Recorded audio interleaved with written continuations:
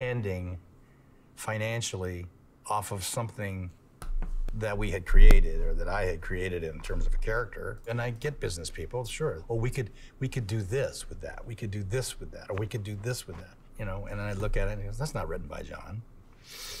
That doesn't smell right. John's not here to do this with. Why am I? I'm not gonna do that. Let's go do something new. Let's go do something fresh. Let's go create another iconic character rather than saying, what can we bleed off of this iconic character? You know, you don't look at them as iconic characters. I mean, they refer to them as that if they become that. You're just doing you're on a day-to-day, running it, having a good time and trying to make it.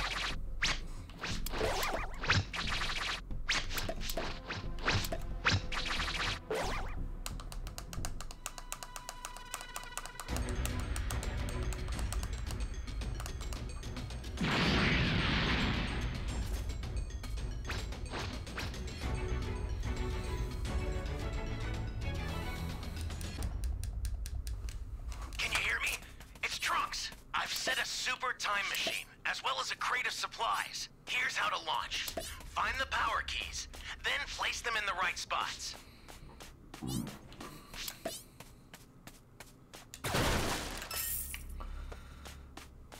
Oh, shit. Well, okay.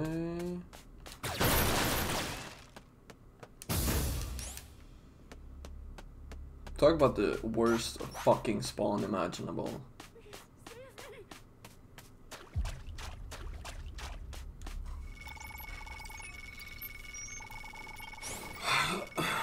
You have my thanks. You found a power key. Go slot it.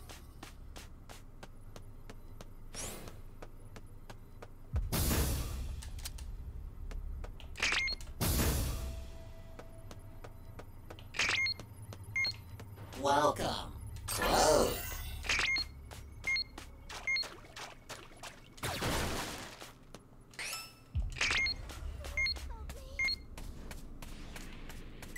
Great. You know what to do with that key.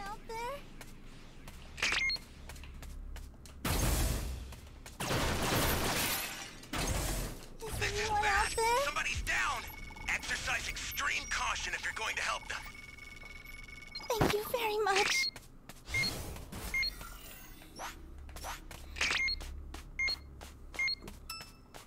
Please don't tell me he's gonna fight and then go down. Like, my guy, we have to stay fighting him for 1 minute. It's not gonna happen.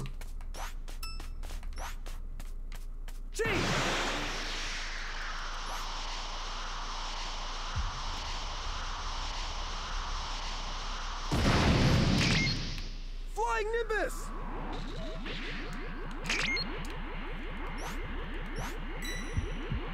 They're close. Hey, great! You found another power key. Use it quick.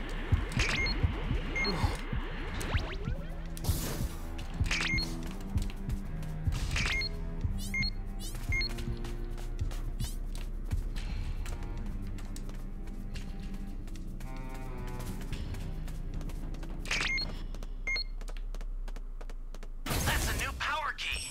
Place it now. No! Bruno, where'd you go?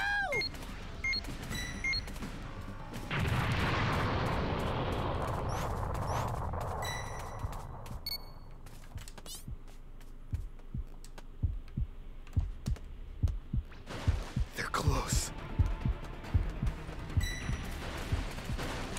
Whoa. Gee!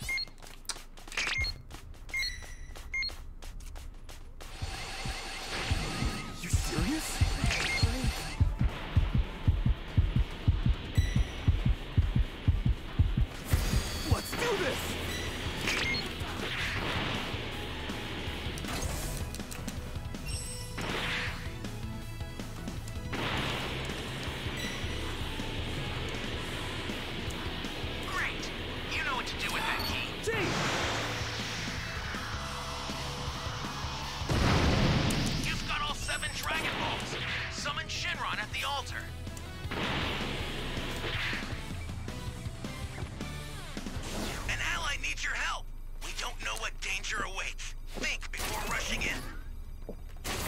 Now,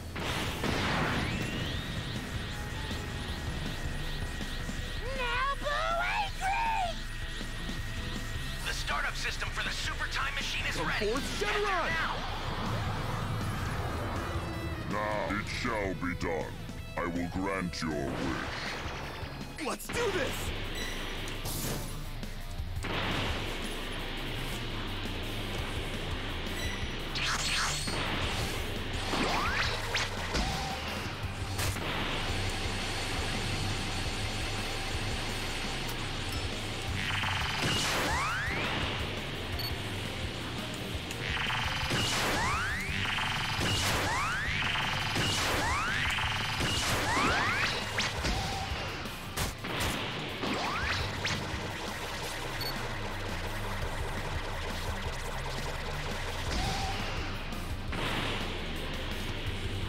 Ally down!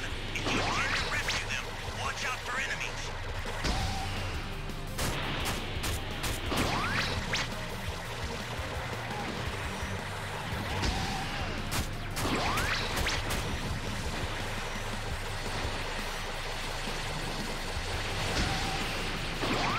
An ally needs your help.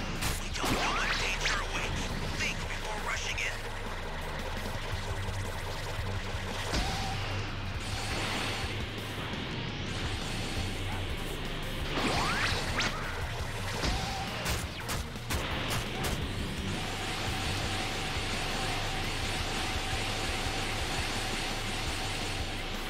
I'll send some supplies to help.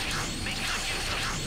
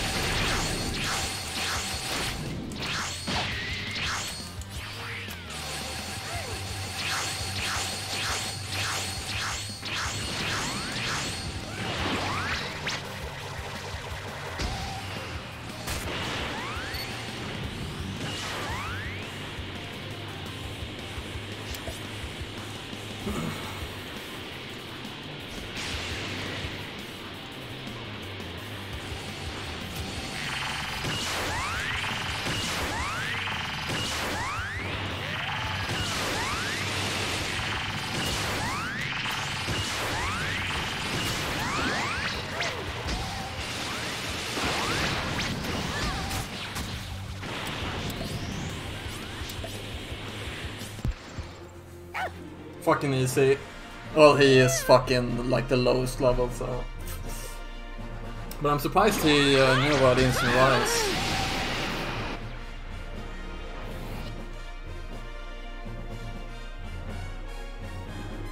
A welcome surprise.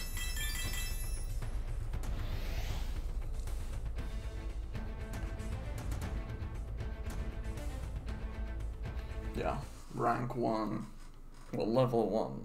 Fucking like C2. Oh my god, dude. Wait, what's that? Flex.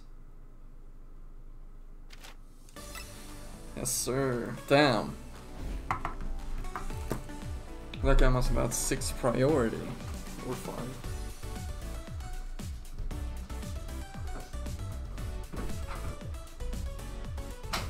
6 priority and you got that fucking game. That's why you don't play Boo.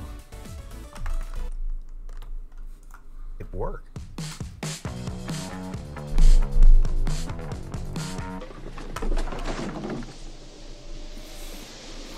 Anyone messes with me and the whole camp goes.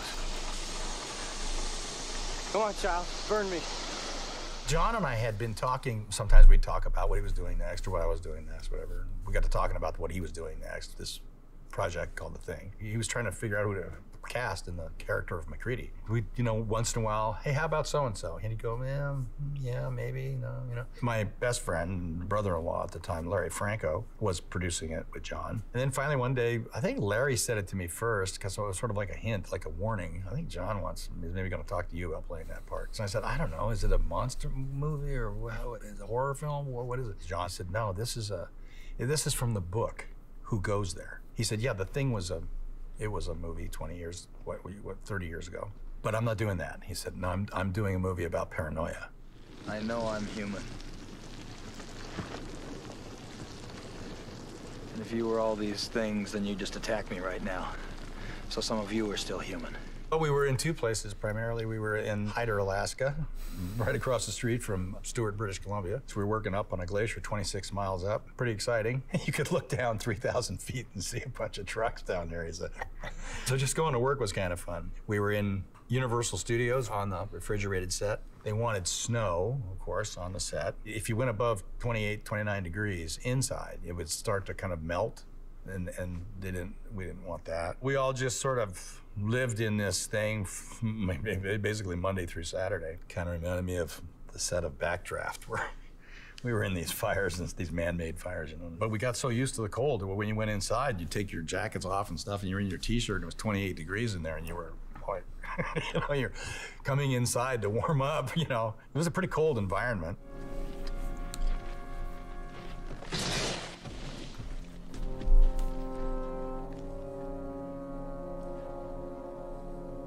I went into wardrobe, and because of the other things we'd done, I sort of did it with myself, just sort of came up with stuff and then showed it to John. You like it, And when I was in there, I noticed sitting over on this chair by itself was this enormous sombrero. And finally, at some point, I said to the wardrobe person, "What's the deal with the sombrero?" And they said, "Oh, that's your hat." I said, "I'm not fucking wearing that hat. It's insane. What are you talking about?" "No."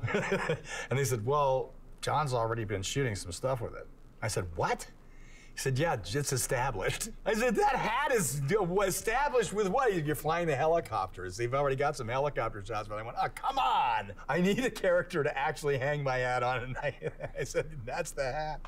I never loved the sombrero. No. I think it's perfect. There's a lot of things sometimes that somebody else sees that you don't see. You have to be open for these things, That one's a tough one because that's, it's just you wearing this big ass goofy thing on your head. But you see, that's where John had no fear because he knew how he's going to shoot it.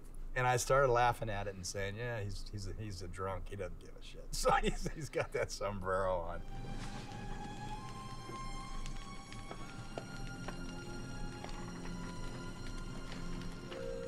John was never quite satisfied with the last scene. His main thing was he didn't want to do 2 hours, take the audience on a ride for 2 hours and bring them back to square one.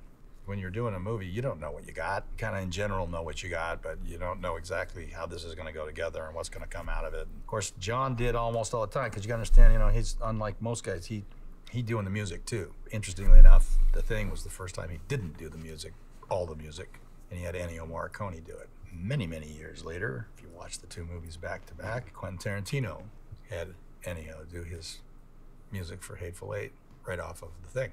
But the last scene, what we talked about a lot, we'd write out little different versions of it. What do you think of that? What do you think of that?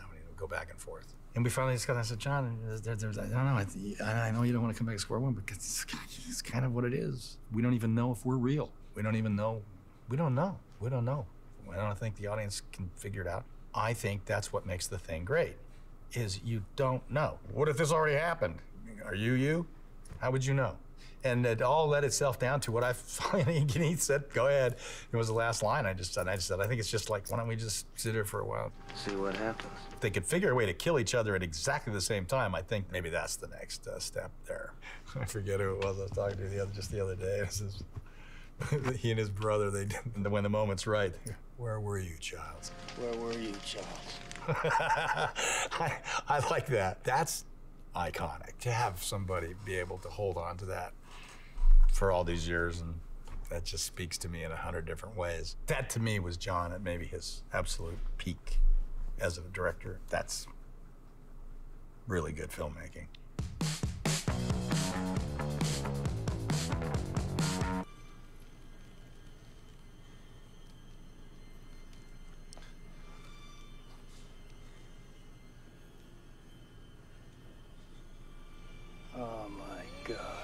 Tombstone is about a family, you know.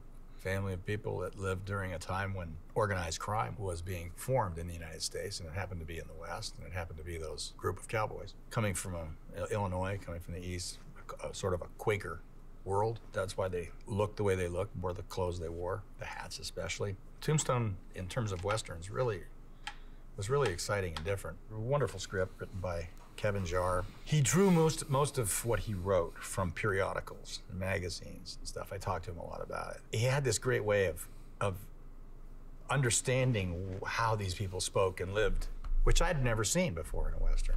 Reading Tombstone, the first page said, "Forget everything you have ever read or seen about Westerns. It's untrue." And then afterwards, it continued to show you that. These people in Tombstone were dressed to the nines. They showed their wealth. Coming into a new town, they needed to know you were a man of substance, a good businessman, a good entrepreneur, someone they could depend on, someone who was successful.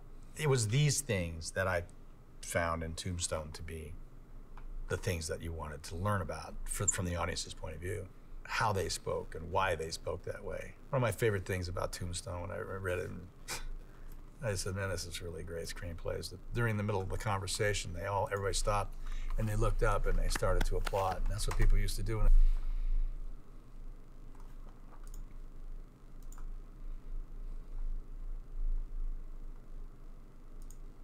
Alright, so in this video, I'm going to be talking about Lee Syatt, who's the producer for Joey Diaz's podcast. But for the longest time, I'd say producing that podcast was secondary in terms of his job description, and his primary responsibility was to take edibles. And Joey definitely found the right man for the job with Lee, because this dude would take thousands of milligrams of edibles and still do a pretty good job of producing the podcast, even though he would of course mess up once in a while. Mostly he'd forget to switch cameras, but I don't know what people expect. You know, the fact that he's able to function at all is impressive. I mean, because half the time the guy could barely even open his eyes. Co-star in The Church of What's Happening Now is completely asleep at the wheel. He's on the show and his eyes are almost totally closed. There's barely a slit and he's just dazed. And sometimes the poor guy... Alright, I got the super strat. Travel distance will go from zone to zone even if they fucking key rush. Just find the civilians, boom, boom, boom. Find, kill whatever survivors are there.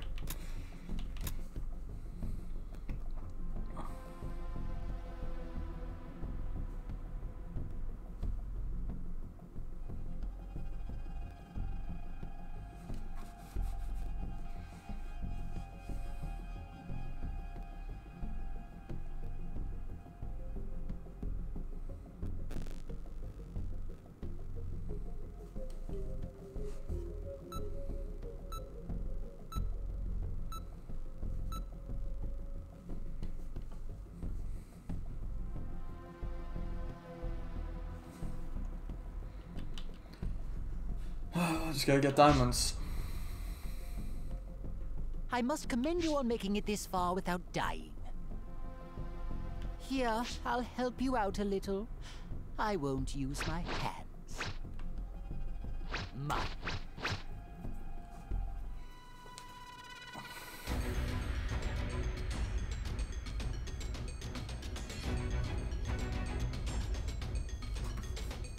Let the Carnival of Terror begin.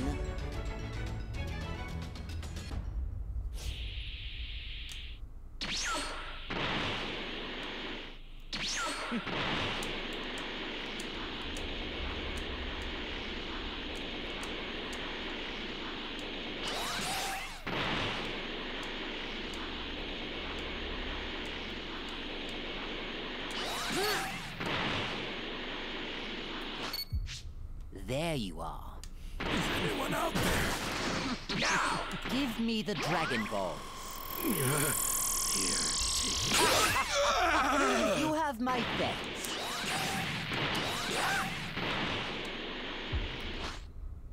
Give me the Dragon Balls.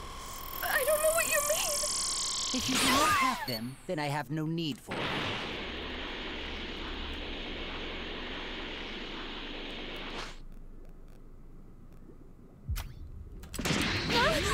After Emmett! Wait, what? Chase!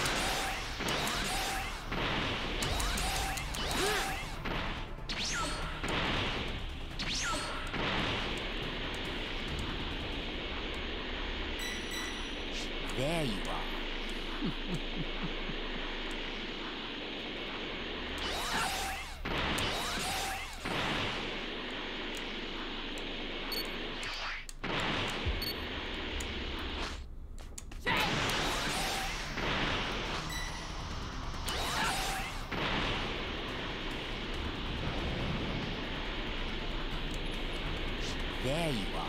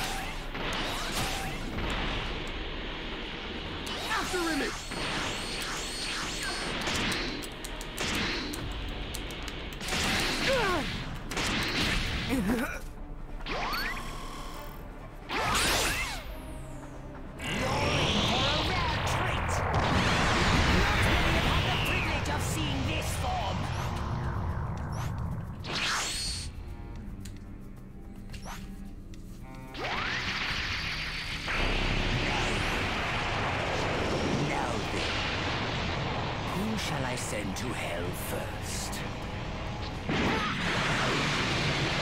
Do try to survive, would you? I wouldn't want my fun to end prematurely. Go!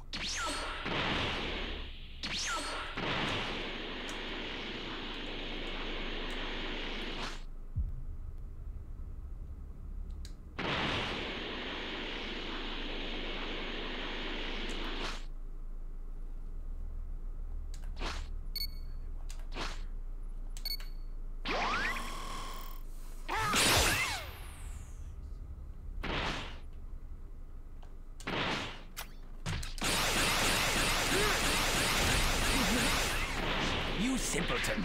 You're clearly unaware that I've undergone a transformation. Here I go.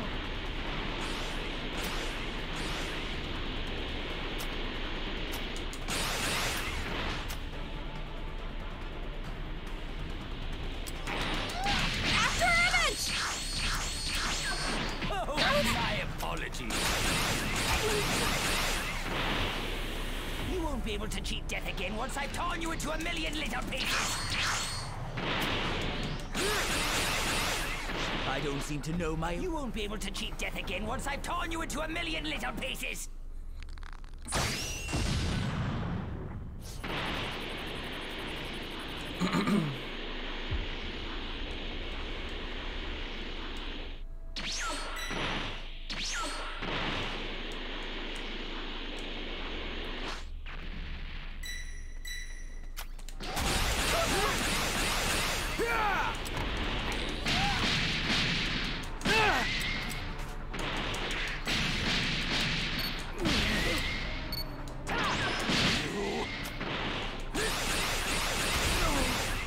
Is anyone out there? You have the esteemed privilege of being the first to see anyone out there. Rejoice!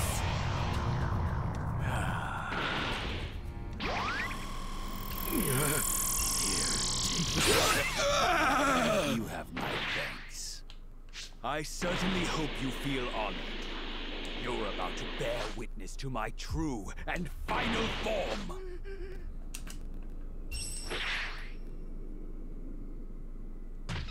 Give me the Dragon Balls. What are those?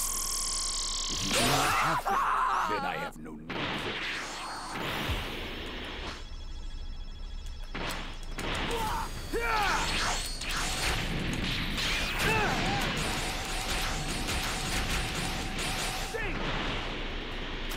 I certainly hope you feel honored. You're about to bear witness to my true and final form.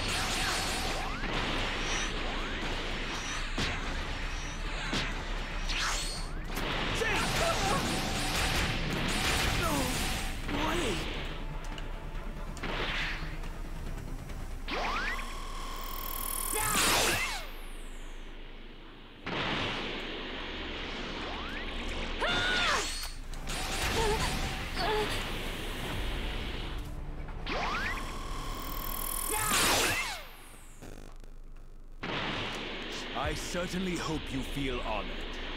You're about to bear witness to my true and final form.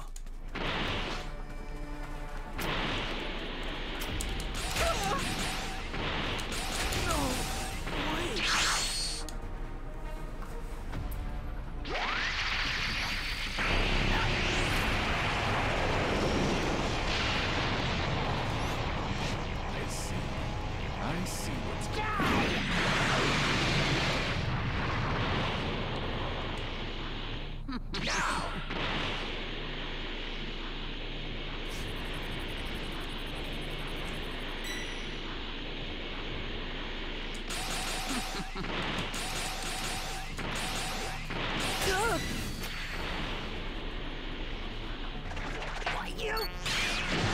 Now let's go!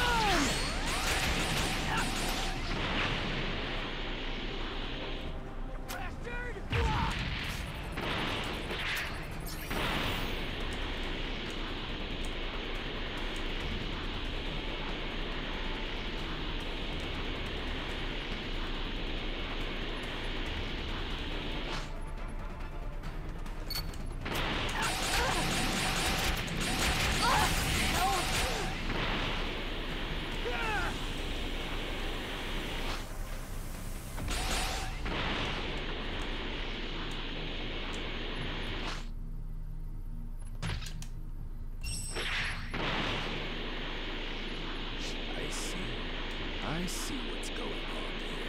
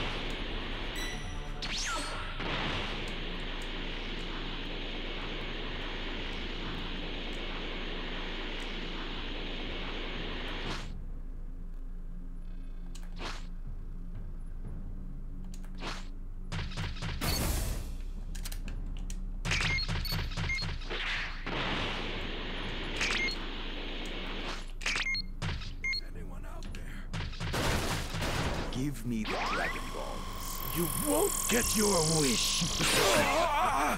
You have...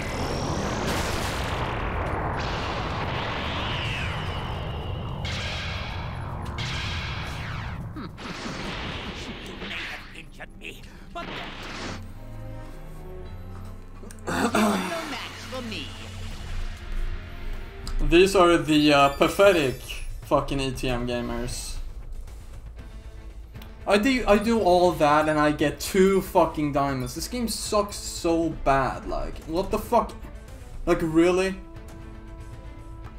2 diamonds. There wasn't fucking shit they could do.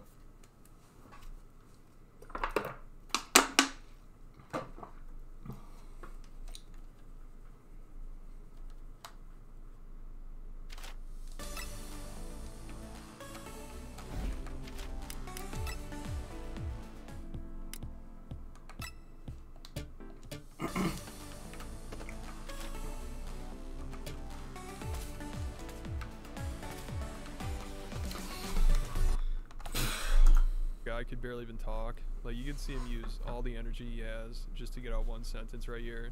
And then he leans his head back, but then you see him realize, like, oh yeah, I still have to do my job. Dear friend. What?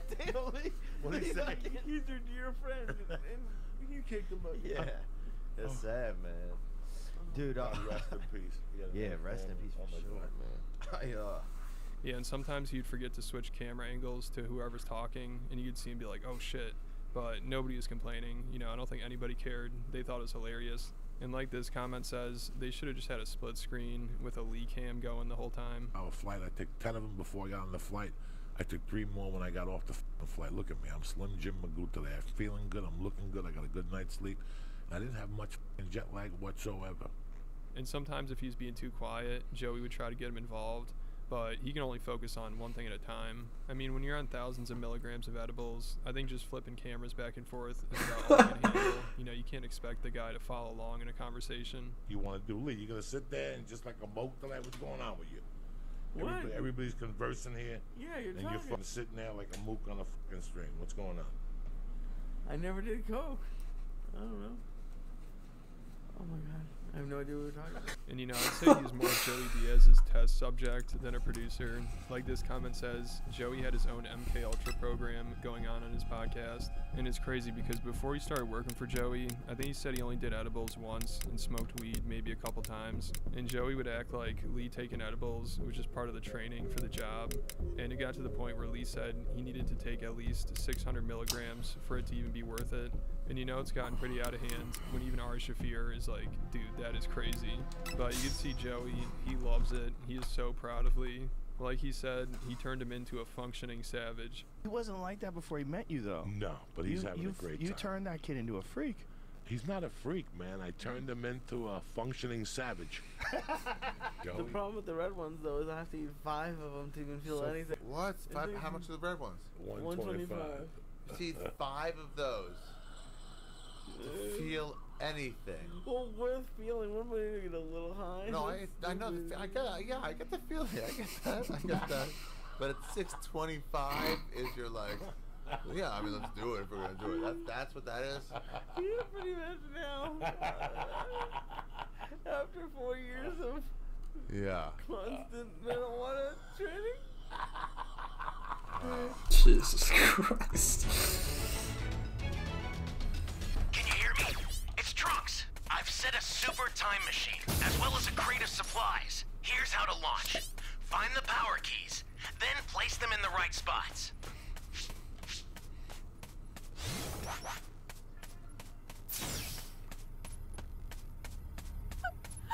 Welcome. Thank you. Close.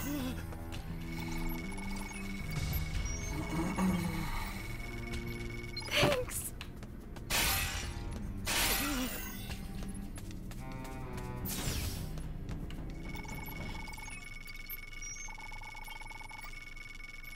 You be careful too, okay?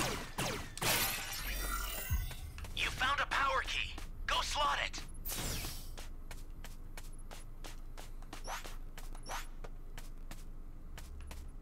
Hey, great! You found another power key. Use it quick.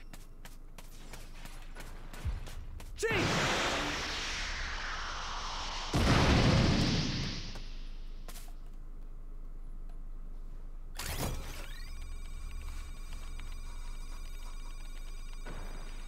Where the fuck is this guy?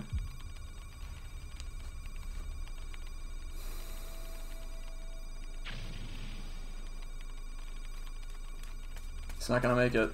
Oh, he's not even going for this.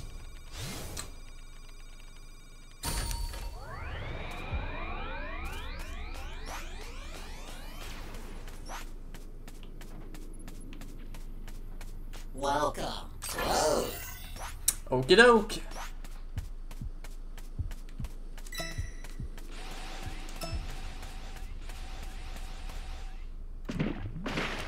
I'm gonna swing over to D, find some shit there. Gee!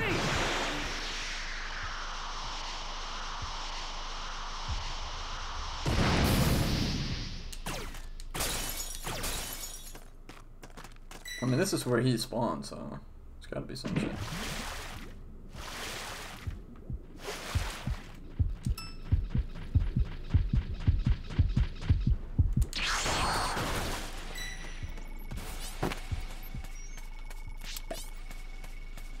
My savior.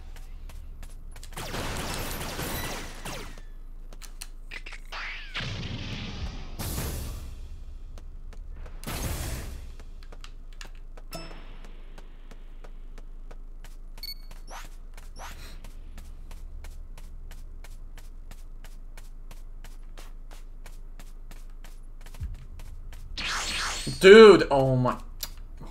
That's a new power key. And I found it. Never mind. Hey, great! You found another power key. Use it quick. What? What? Dude.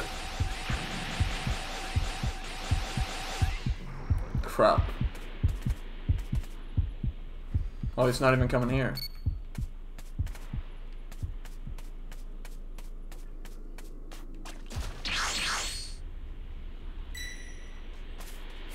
That's a new power key. Place it now. Holy shit, we found them all.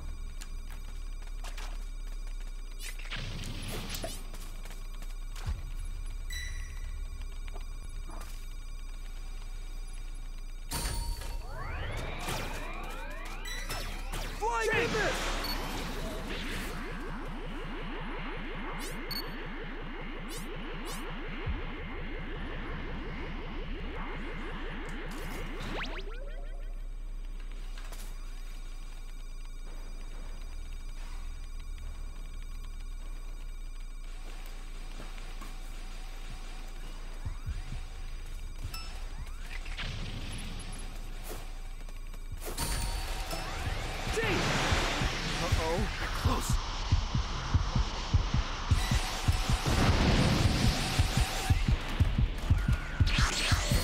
Let's do this.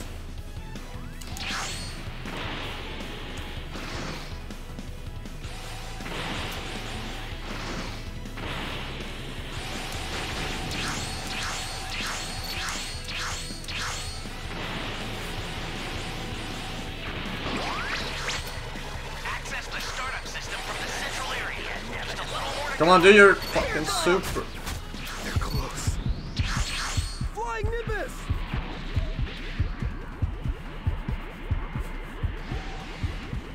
Well, I hit him a little bit.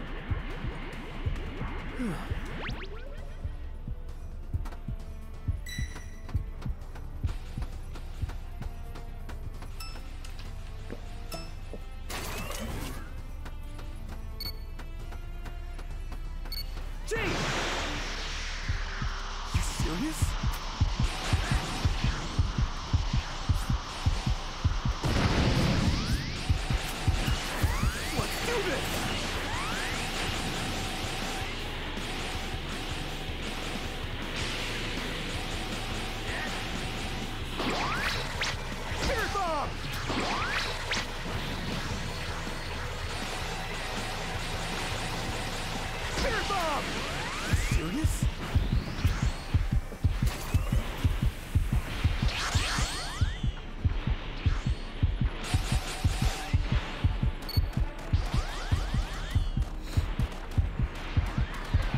Okay, well, we have one other one. Salvino, what the fuck is he doing? What is he doing over there? We have a situation here. Oh, he's getting level 3. Okay, okay, get over here. Get your ass over here.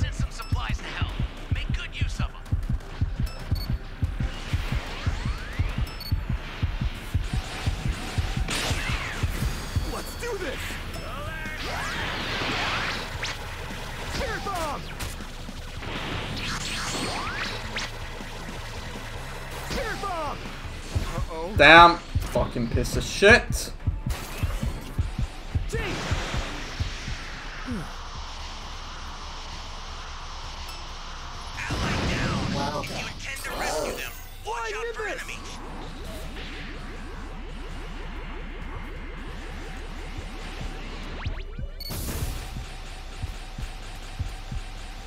Uh-oh.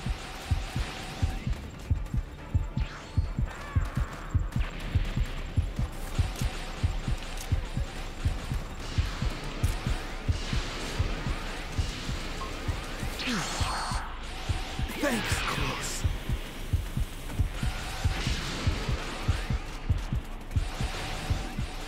Oh.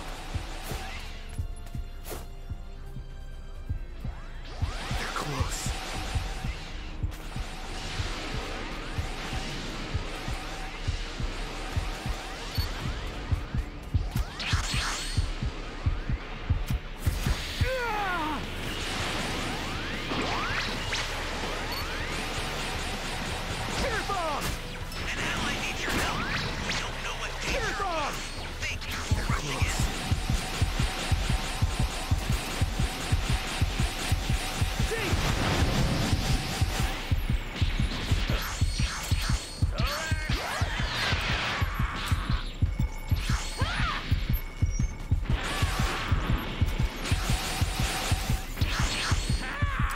Nej jäveln! This motherfucker is in the way!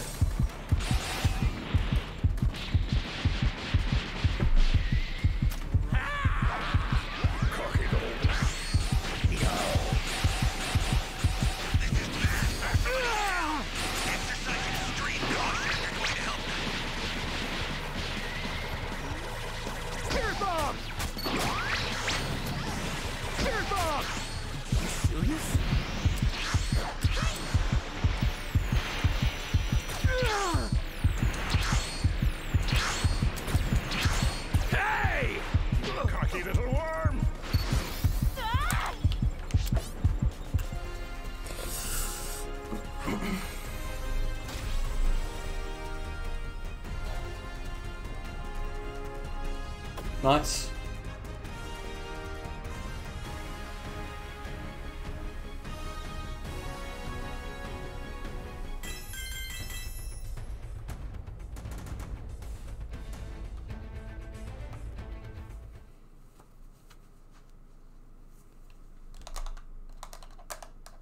Like, dude, these fucking medals for Raiders are not fucking adjusted to, you know, according to how it is to play as fucking Raided. Like, I dominated that fucking game and I get 2 diamonds.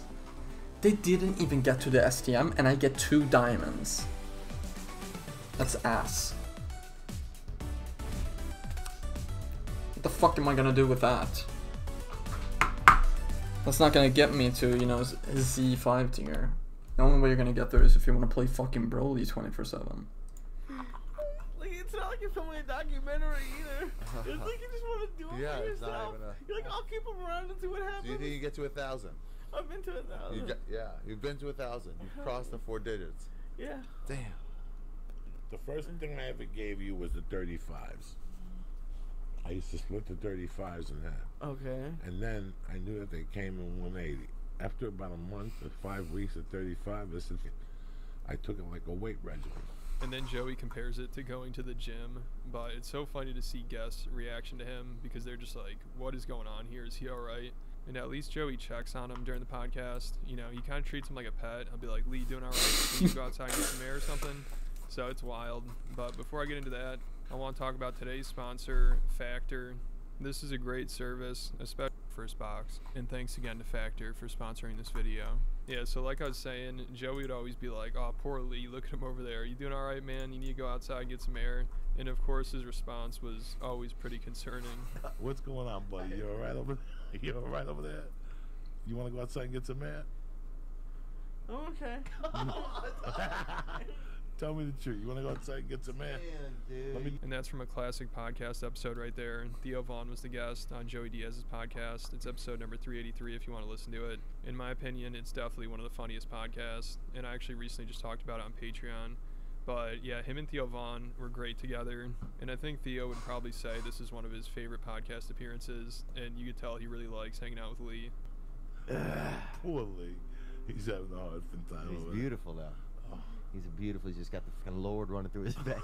I love that, bro. That's Christ. That's Christ reaching for him. You can see that. Poor fucking Lee. Lee, man, dude, it's so funny. You know, sometimes when I'm not even joking about when I would need to think about something good, dude, I think about Lee, man. Well, thank you. That means a lot. And it's nice to have Lee on the podcast because if you're also doing edibles like most of Joey's guests would do, and you start to think like, damn, I'm way too high for this podcast. But then you can just look over at Lee and be like, oh shit, maybe not. But unfortunately, not even Lee could save Owen Benjamin when he was on that podcast. Like, he took probably less than 1/10 of what Lee normally takes, and he ended up walking out and then basically just fell off the map after that. So I think the fact that Lee managed to take 10 to 20 times that amount pretty much every podcast for maybe like 5 years, if not longer, is really impressive. And I think he did finally start to take it easy. You know, I believe him and Joey still do a podcast together, but I can't imagine he goes this hard. He also lost a lot of weight. I think he lost like 120 pounds, which is also really impressive.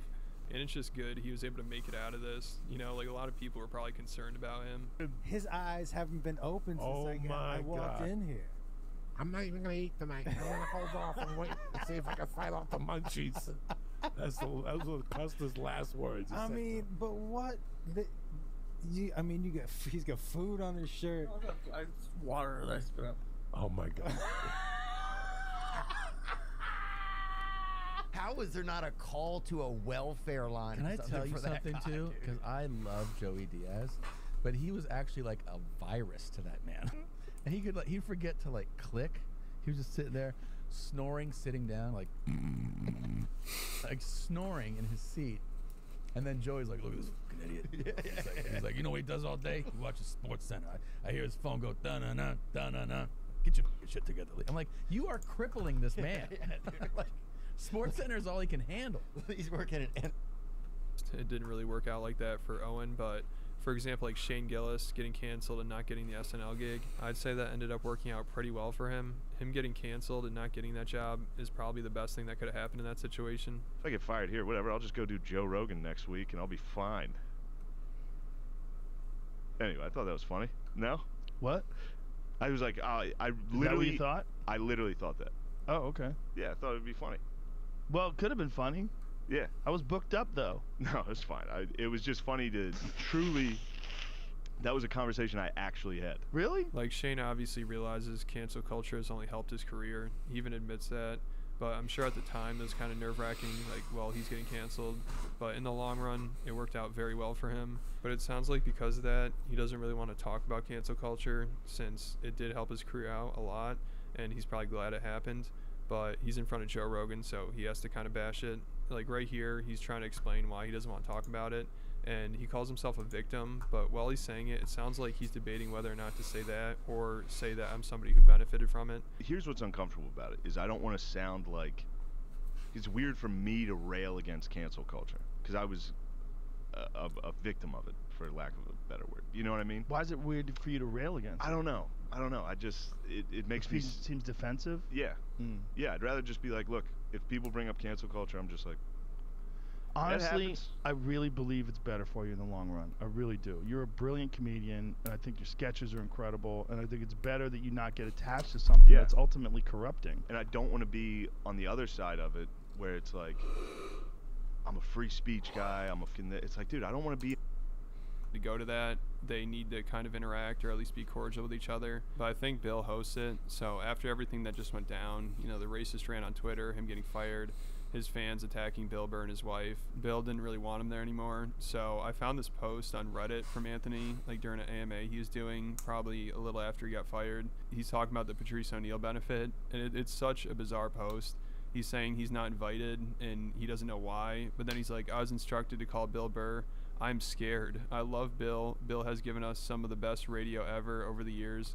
He's a very talented comedian and very funny, quick-witted, and a great actor. But there's something about him that frightens me, and I think he is mad at me. I don't even know. I think he's mad at me for what happened that brought about my firing, or what he heard second or third hand about what happened. Regardless of which one of these, I'm scared. But I have to pick up the phone and talk to Burr at some point. Why do I have to? So maybe it'll be one of those last moment things, but as of right now, I do not have an invitation to the benefit. So I don't know if he ever called him. I mean, it's so weird. He just keeps talking about how he's scared and everything. And of course, people in the comments are roasting him. But even if he did call Burr, I'm sure it only made things worse. You know, I doubt it helped at all. Like, these two talking to each other directly with nobody else involved is not going to go well. Like, at least on the show, there's other people there that can kind of mediate if they get in an argument. And then also at the end of it, they usually just start joking around and laughing again. It's like, oh, they're just friends having an argument.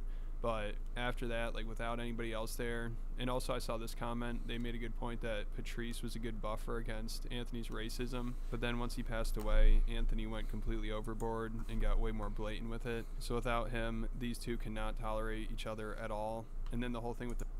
Alright, so in this video, I'm going to be talking about the podcast that Bill Burr and Bert Kreischer used to do together and what happened to it, because it randomly ended in June of 2021, and they haven't done a podcast together since, and I don't think they've talked about what happened at all. But I think most fans probably just guessed that Bill got sick of Bert, which I'm sure is true. But just recently, Burr actually talked about this when he was on Dan Le Batard's podcast, who's actually the last guest on the Bill Burr podcast. And Bert claims that he's the reason the podcast ended, because Dan and Bill got in a giant argument right when the podcast started. It was like a perfect storm of events. Apparently Bill, this was on Memorial Day weekend, so he was grilling with his family, and he forgot there was a podcast, and he forgot they had a guest, so he had to ditch that and go to the podcast. with Bert Kreischer and Dan Lebitard, two extremely annoying individuals. And then right when he gets on there, Dan starts talking about how Boston is a racist city, and then Bill just started going off on him. So first I'm gonna play Bert and Dan talking about it just recently, like looking back on it, and then I'll play some of the clips of the podcast where they're arguing. With Bill Burr, that wasn't really. No, that wasn't. That was you. No, because it didn't. Is that why it ended? That can't be why it ended, Bert. Please say it did. Please say it was. Please say it was. Leaning back helps, I feel like. I'm gonna take it. I gotta lean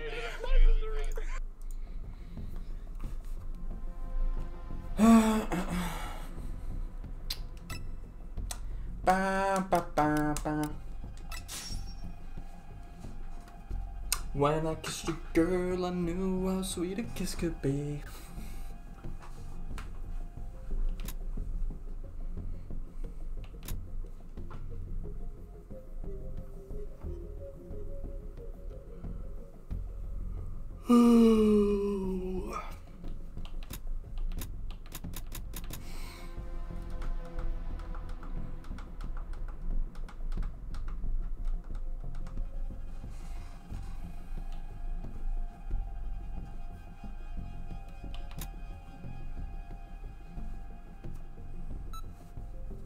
Oh, sugar, dun, dun, dun, dun, dun, oh, honey, honey.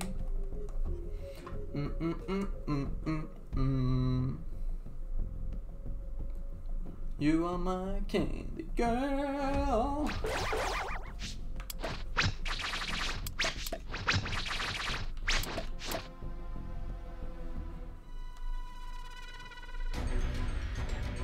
Oh, sugar, sugar, honey, baby. Honey, honey, sugar, honey, baby.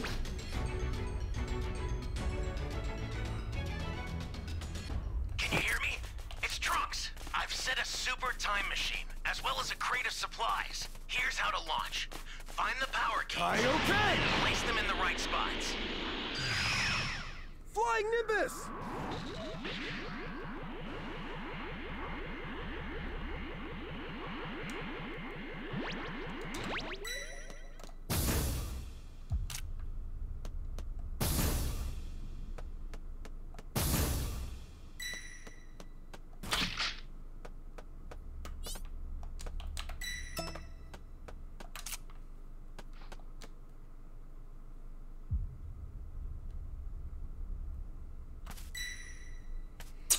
When I kissed you, girl, I knew how sweet a kiss could be. When I kissed you, girl, I knew how sweet a kiss could be. Oh, sugar, burr, burr, burr, burr, burr, burr. Oh yeah, sugar, honey, baby.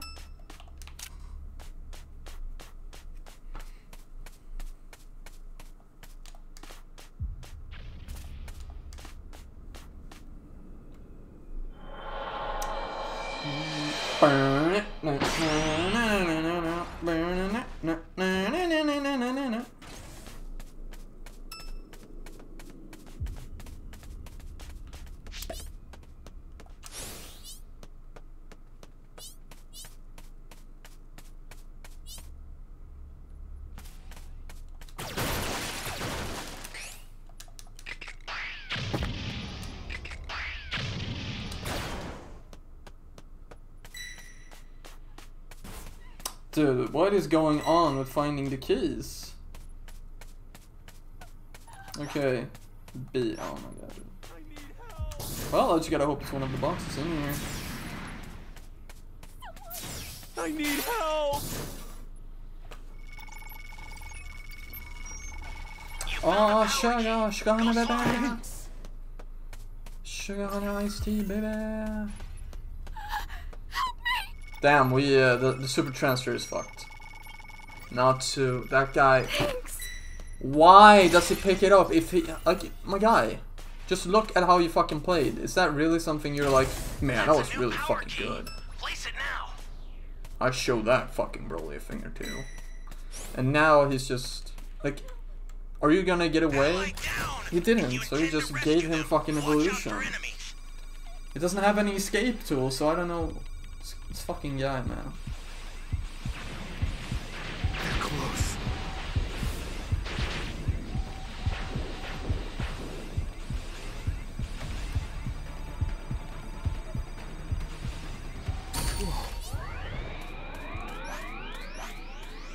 Kaioken! You know what to do with that key. Oh yeah, sugar on it, baby. This is bad. Somebody's down. Exercise extreme caution if you're going to help them. That's a new Oh, this is going fucking great.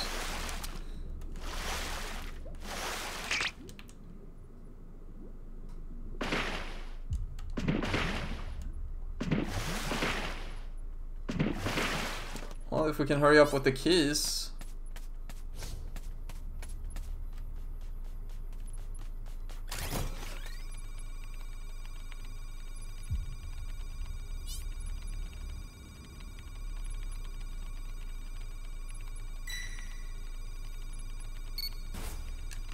Kaioken!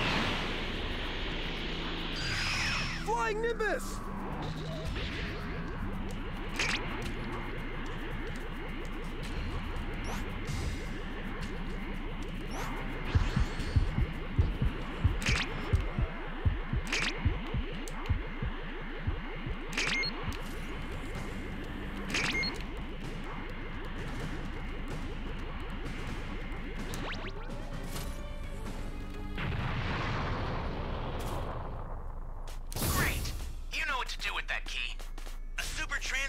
Fucking over there. Take it now.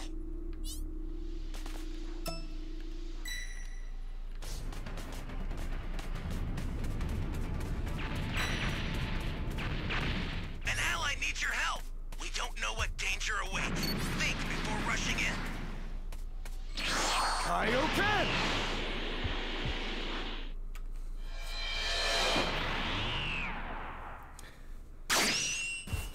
Fuck. Alright. I think this guy knows.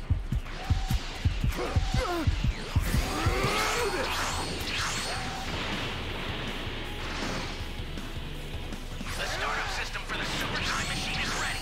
Head there now.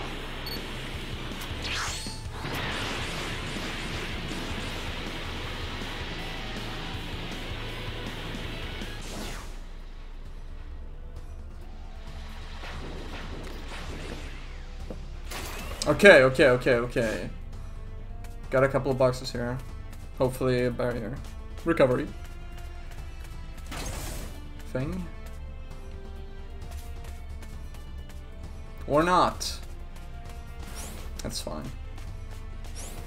Kaioken! Flying Nimbus!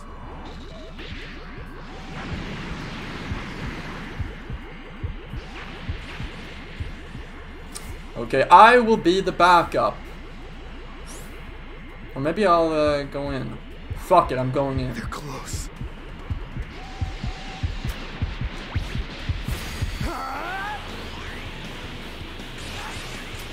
And of course, when I go in, he's doing this stupid shit.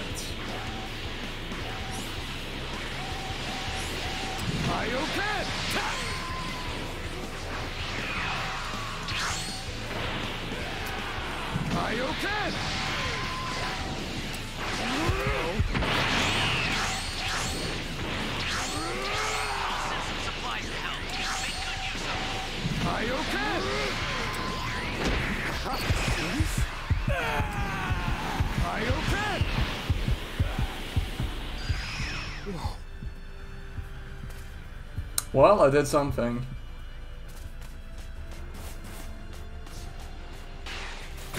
Oh, we're doing this shit. We're winning right now. Fucking easy.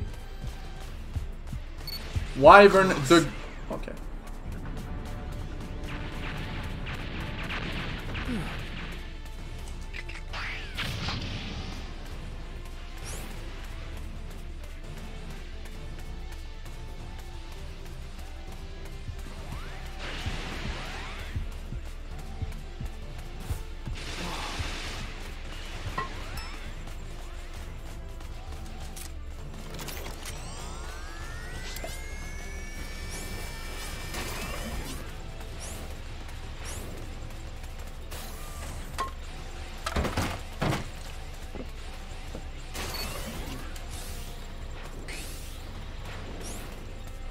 Okay, yeah, he's dead.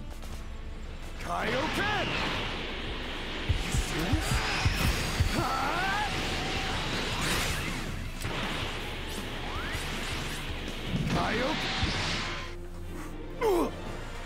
Did I? Yes, sir!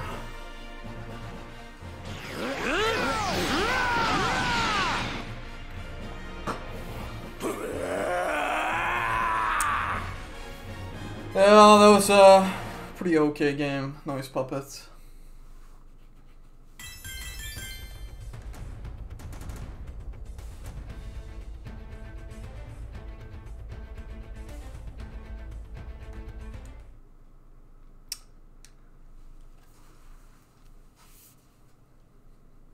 We're lucky with the fucking key finding. Especially since the level 2 transfer kind of fumbled.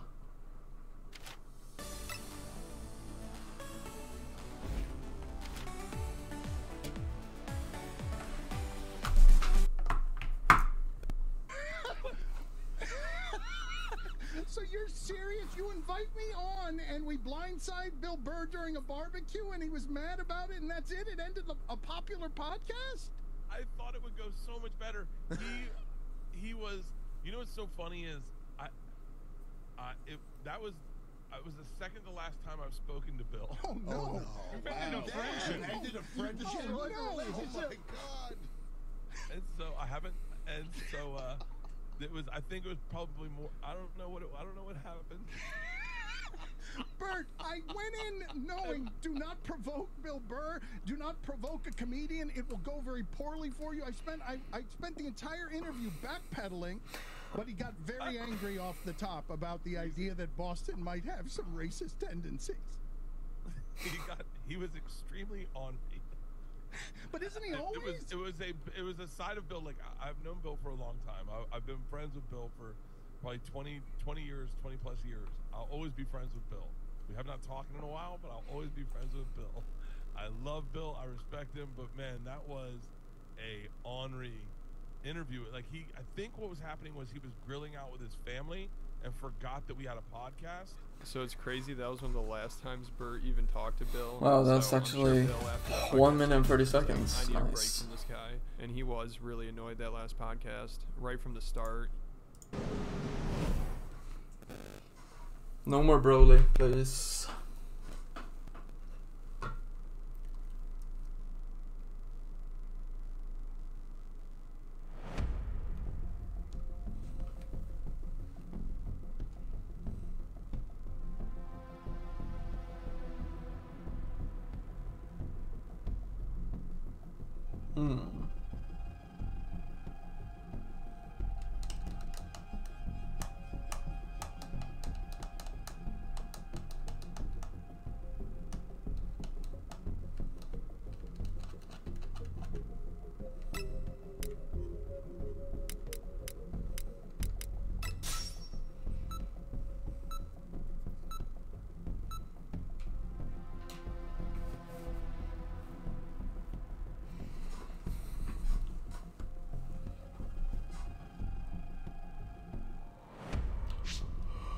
Oh, sugar. If you're going to act so utterly stupid, then you need to be punished accordingly.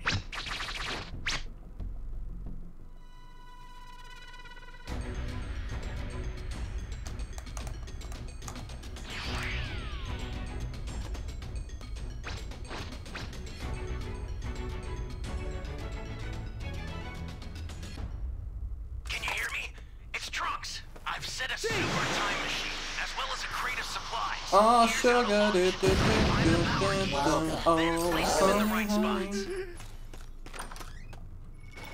You are my candy girl. You're my savior.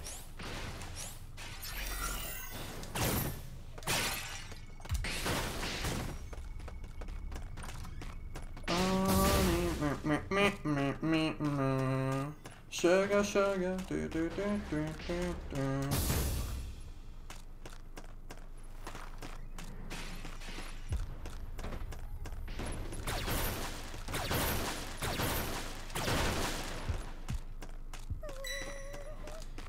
You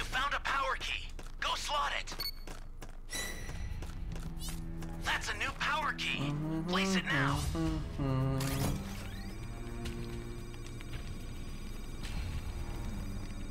Oh, no, no, no!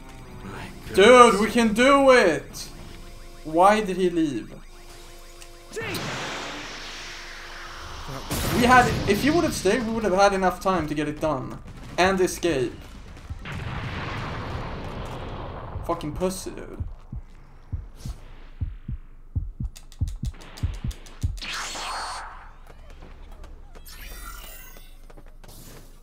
Well, you gotta open boxes and get this shit back.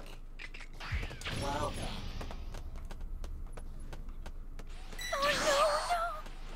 An ally needs your help. We don't know what danger awaits. Think before rushing in.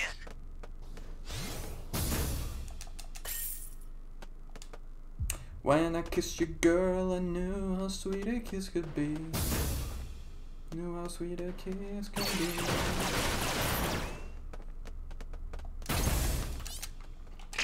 Okay, we're doing some shit now. Hey, great! You found another power key. Use it quick. This is bad. Somebody's down. Exercise extreme caution if you're going to help them.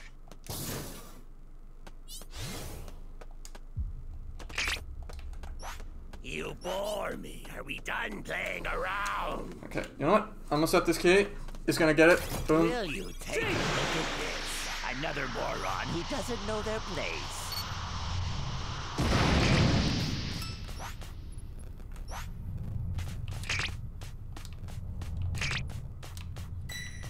He's gonna get level 3. There's no fucking question about it.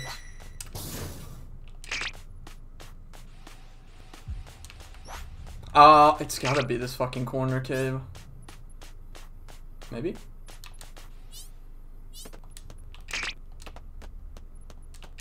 Wasn't. Flying Nimbus!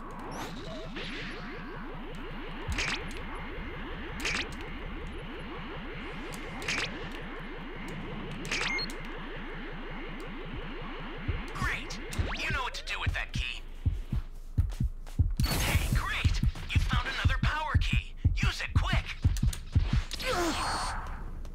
Please help me.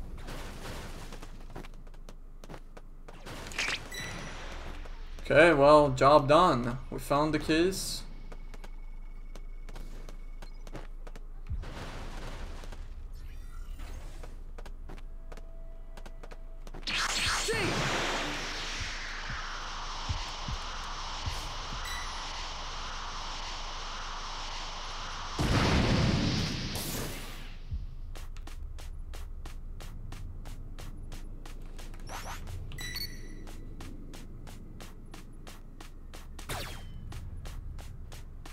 Wait, where is it?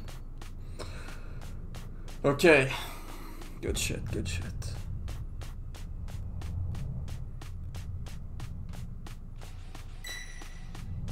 Ah, sugar, do do do do do do, honey, honey.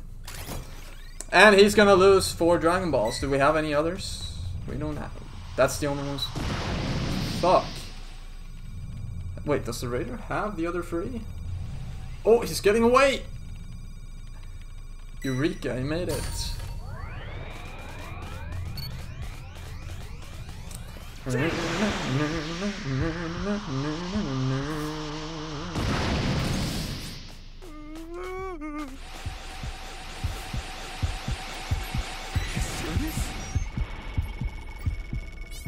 You're a big help. Whoa.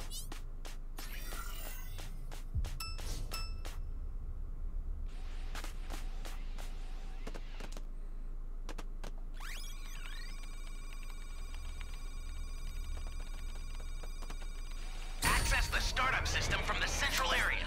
Just a little more to go. Then you're done. They're close.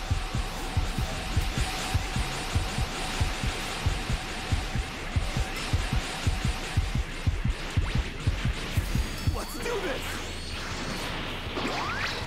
Spirit Bomb!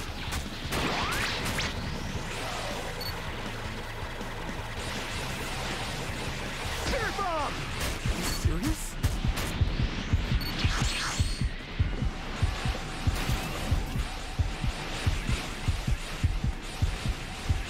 Wait, where did I... Oh yeah. Okay, there's one cooldown drink over here.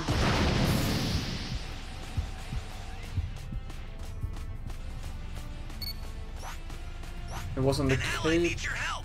We don't know what danger awaits. Think before rushing in. On the mountainside. Damn! I should have... Okay, well, I wouldn't have had time anyways. It's up here. Flying Nimbus! I think there was a cooldown drink. Yes, sir!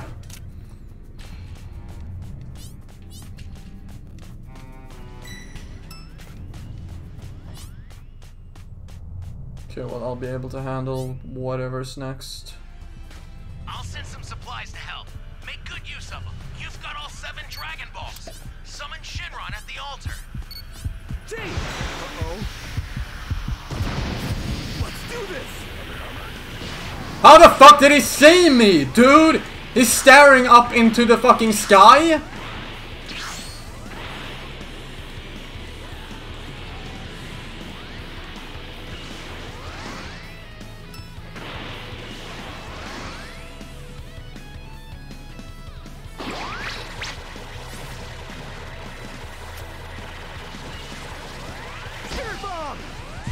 Oh!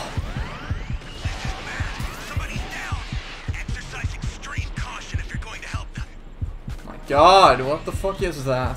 What the hell?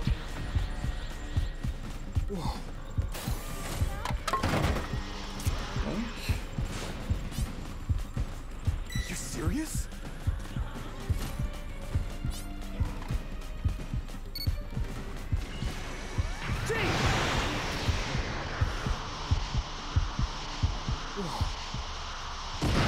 Flying Nimbus!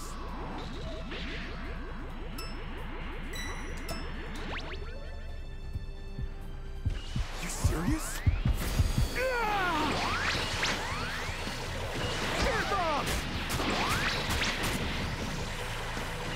Come on, get him into a combo. Yes, sir!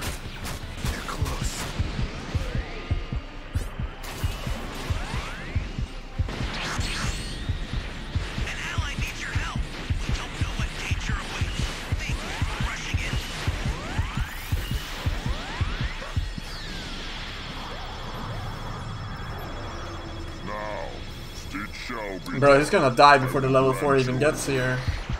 What the hell? Jeez. You good now?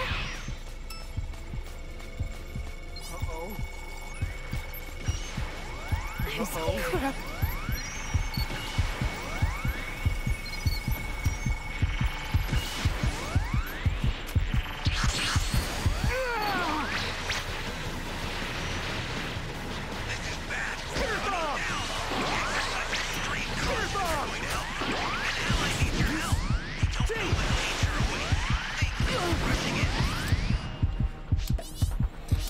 Easy distraction. Impossible.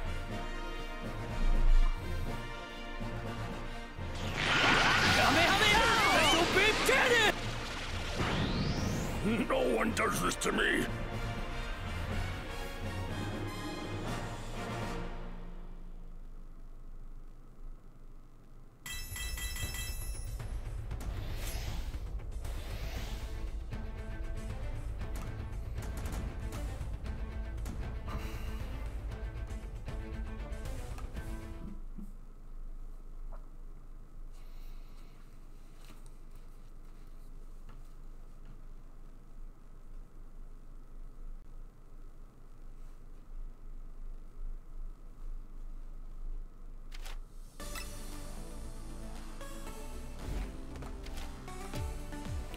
$401k. Got that 401k.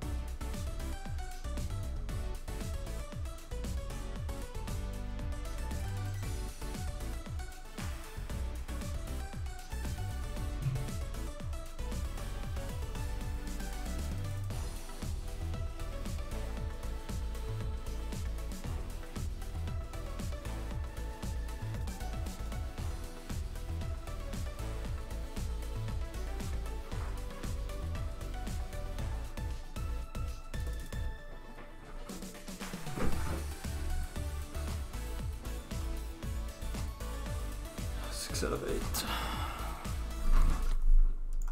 He was already pissed off and he started going in on Dan. And this was during the NBA playoffs. And Bill, he's a Celtics fan. You know, he's from Boston, even though he claims he's not really an NBA fan anymore. But he still knows what's going on. And this was the series with the Celtics versus the Nets. And I believe this podcast was right after Game 4. The Celtics lost in Boston, and then they were down 3-1.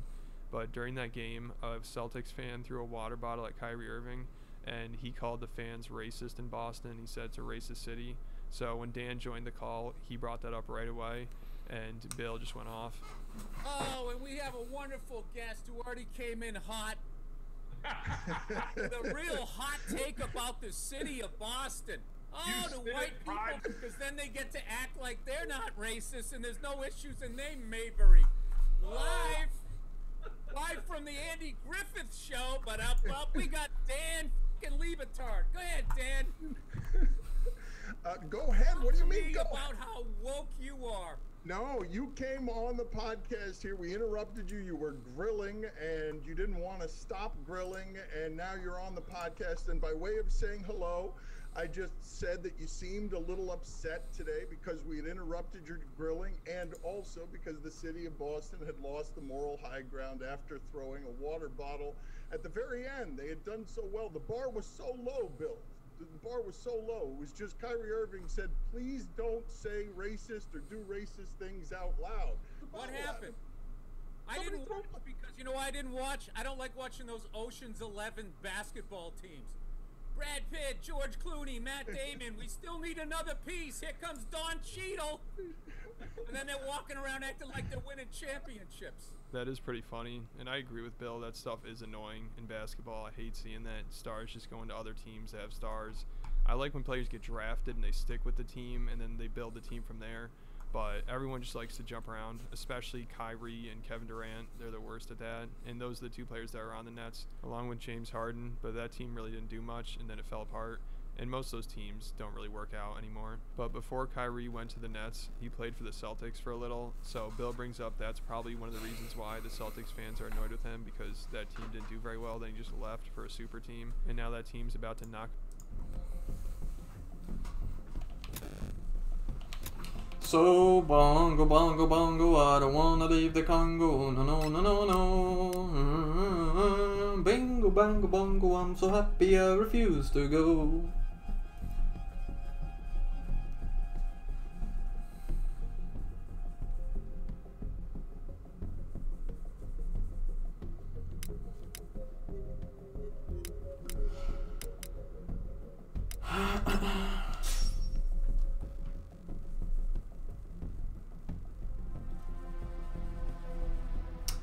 So bongo, bongo, bongo, I don't wanna leave the Congo, no, no, no, no, no. Bingo, bango, bongo, I'm so happy I refuse to go.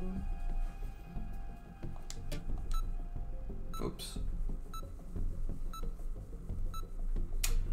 So bongo, bongo, bongo, I don't wanna leave the Congo, no, no, no, no, no. Bingo, bango, bongo, I'm so happy I refuse to go.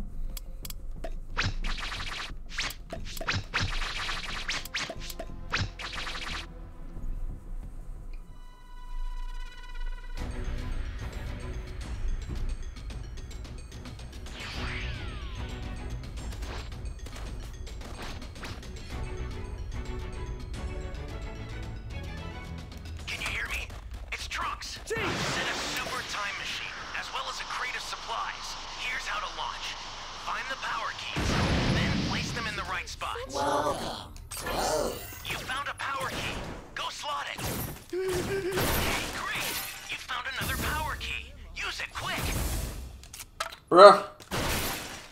You gotta be fucking kidding me, man. You have my thanks.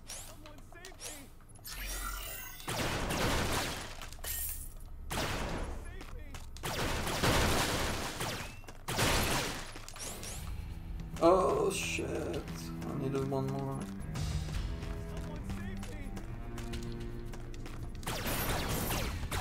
Someone save me! You be careful. Please too, tell me okay? that's the one he blows off.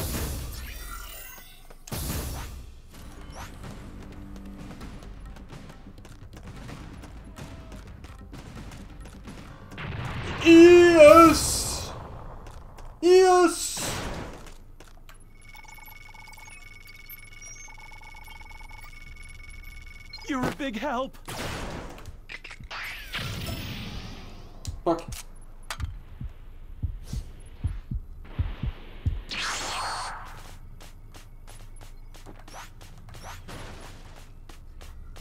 I gotta open some boxes to get my fucking IT back.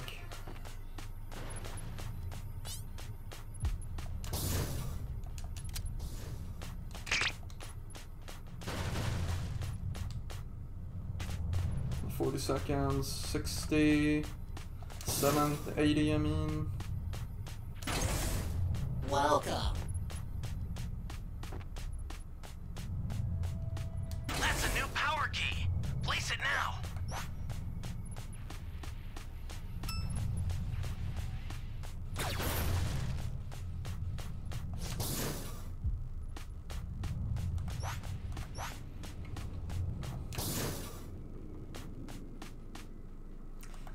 Three fucking boxes over there that could be, that could hold the fucking B key. You serious? Hey, great! You found another power key. Use it quick.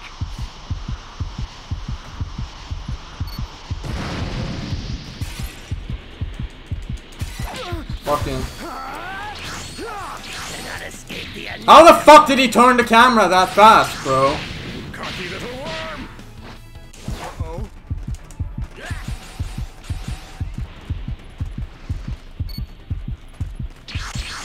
Flying Nimbus.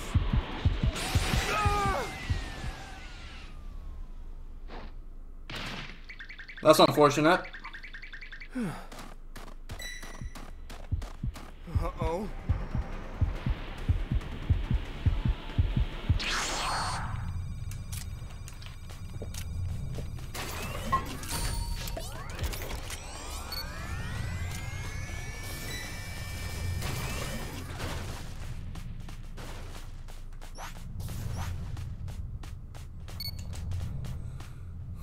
Well, at least we're one step closer to victory. It's a sacrifice I'm willing to take. Well, I've found several fucking cooldown drinks. I don't remember a single place where they could be.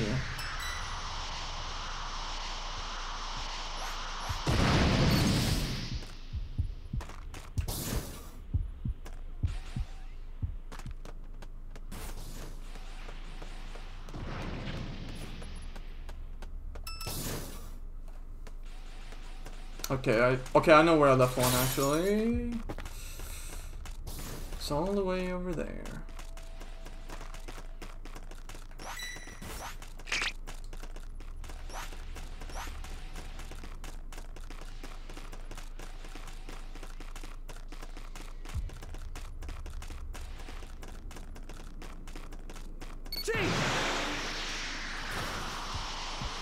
That's a new power key. Place it now. Flying Nimbus.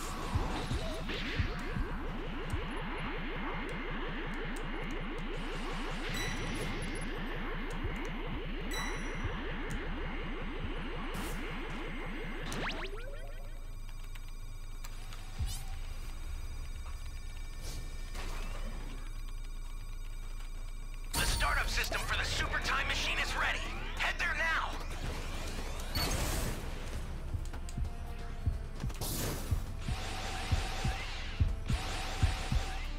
You serious? I need your help. We don't know what danger awaits. Think before rushing in. Spirit bomb. Spirit bomb. You serious?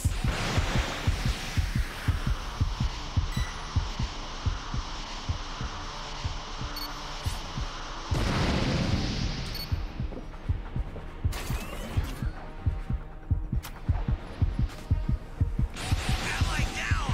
If you intend to retreat, watch out for enemies. Spirit bomb. Spirit bomb. They're close. Dude, I was just fucking bleeding his fucking HP dry, man. Absolutely fucking annihilated. Flying Nimbus. I gotta find some more drinks.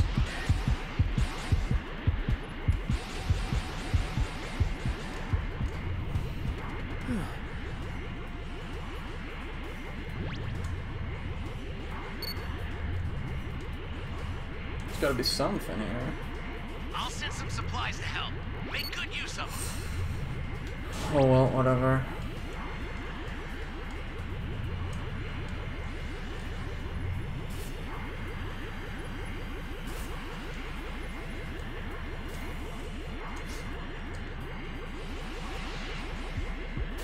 Serious?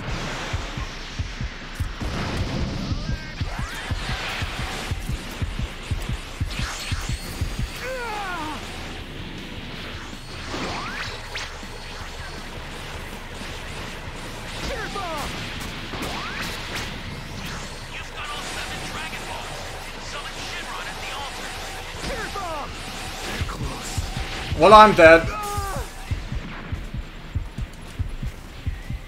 Never mind.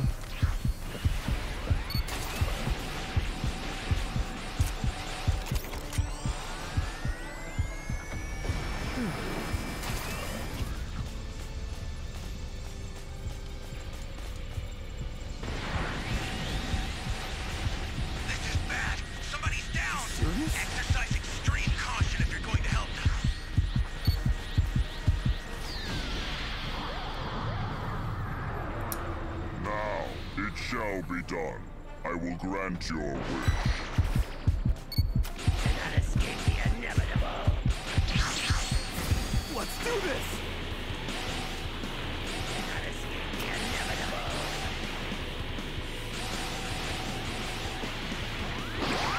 Spirit bomb!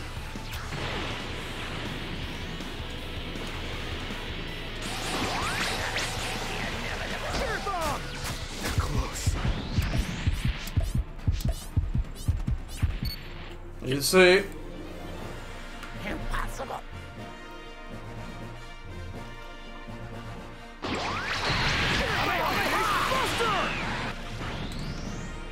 No one does this to me.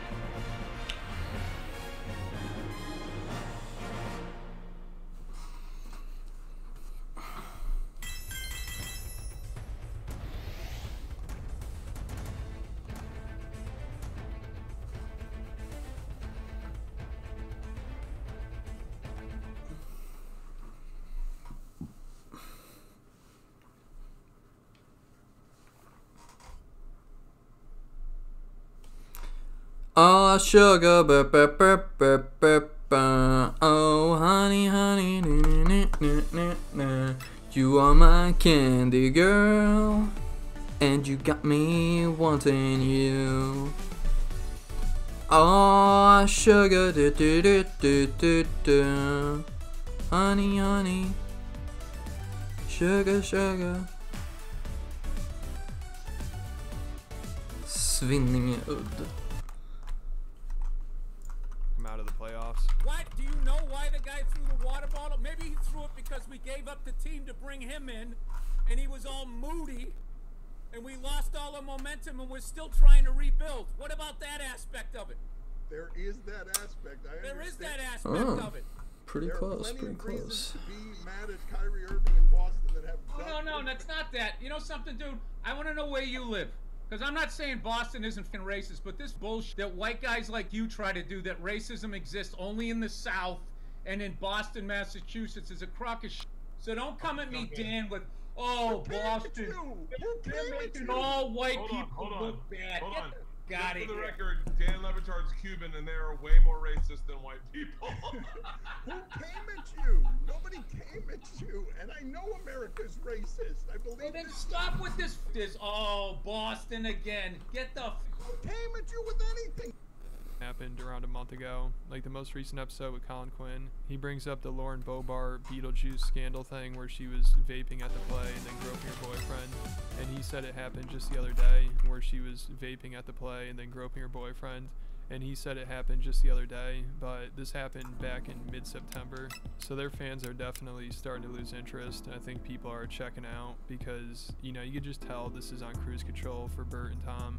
And they're just doing whatever to put out a podcast each week. It doesn't matter what the quality is. It doesn't matter if they're both there. It doesn't matter if the podcast is over a month old. they're just doing what they can to put out an episode each week. And it sounds like a good amount of their fans would rather have the podcast like every other week or just a couple times a month, as long as it went back to the original format. So you know it's pretty bad when people are saying they don't care to watch an episode unless Bert and Tom are together, because usually if it was just Tom, people are like, oh, thank God Bert's not there. I can finally listen to this one without him interrupting every second. But now at this point, it sounds like fans are getting kind of sick of seeing guests, and they'd rather just have Bert and Tom on the podcast, because that's why they originally started listening to it. And they want to listen to it because they want to laugh. You know, it's supposed to be a comedy podcast, but when it's Tom just sitting there interviewing another comedian about the industry, usually it's not very entertaining, it's not funny. I don't think they're really even trying to be funny most of the time. And it seems like Tom is starting to take himself more serious. But Bert, at least when he's on the podcast, he'll be saying a bunch of stupid and outrageous shit they can laugh at. So at least he provides some entertainment to the show. But usually when it's just Tom interviewing a comedian, it can be pretty boring. And like the most recent episode, even though Bert's not there, they still talked about him quite a bit. And those were probably the funniest parts of the podcast. Like towards the end, Colin Quinn brought him up and Tom started doing a Bert impression, and I'll give it to him, this was pretty funny. You could get a lot of money. I'm just gonna sit him down and go, Bert, I love what you're bringing is something, because he does bring a whole energy that's amazing. Yes, and a lot of words. They're not all coherent, but there's a lot of words. And I'm gonna say, Bert, here's what we're gonna do with the act, and he'll be like, I love this idea. What is it? Say, Bert, shirt on or shirt off? The shirt comes off. The shirt coming off is good. It's a non-verbal thing that's really beautiful. And at the end, the grand thing is going to be you taking your shirt off. I love it. Now, Bert, it's not going to be cheap. Yeah, good. Yeah, tell us, what kind of price range are we in here? And also in the beginning of the podcast, they're talking about Bert, and Tom mentioned how Bert is always asking him to do shows and go on tour and do guest spots and go on his cruise. But Tom, he turns all that down. He's never accepted any of his offers, and it sounds like he gets annoyed that Bert even asks him. And the way Tom talks about his cruise, it's like his worst nightmare, like the last thing he'd ever want to do. Probably because he doesn't want to have to interact with pores, but also it just sounds like overall he gets kind of sick of being around Bert. Like also at one point during the podcast, Tom mentions his disdain for alcoholics and just like loud, obnoxious drunk people, which is basically Bert's whole personality. The 6-7 show club gigs has really made a disdain for alcoholics and like for drunk behavior. Yes. You know what I mean? We're like, I hate them. I can be in a non-performance setting, and when someone's drunk, I just start to go like, I just want to get the fuck out of here. You know, like that loud.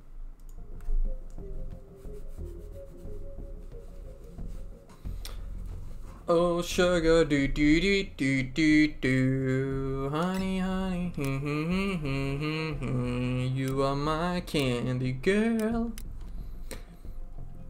Let's see here. It's Boo Margarita. Yeah, we're going this. Spirit Bomb. Sex Bomb. Oh sugar, honey, honey.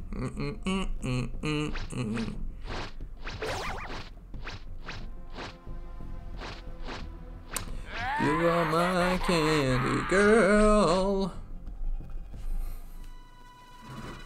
Oh sugar, honey, baby. Sugar, honey.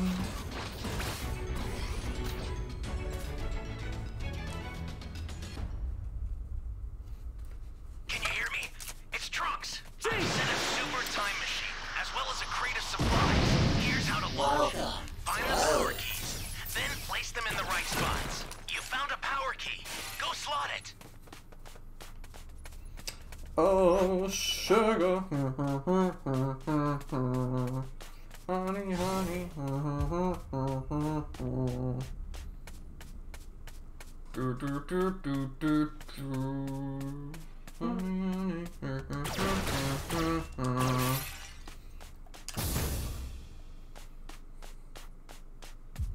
Oh, sugar, honey, baby, honey, honey.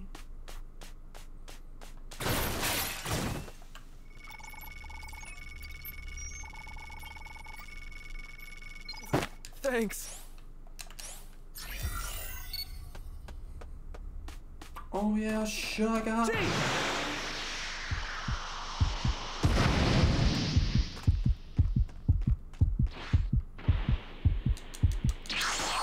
Yoink. Damn, I should have opened those actually. So now I gotta wait for this fucking shit to cool down again.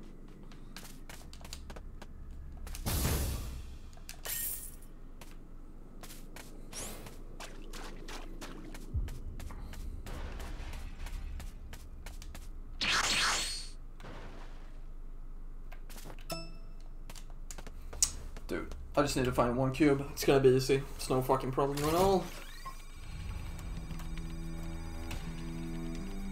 This should be enough time. You know what to do with that key. Oh, this is A. Yeah, it's fine. It's fine. Blow this up if you're gonna area destruct. Or don't. Hey, great! You found another power key. Use it quick. Uh-oh.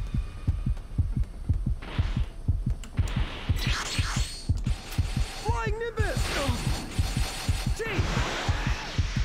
Fuck! I don't. Oh, goddamn fucking piece of shit.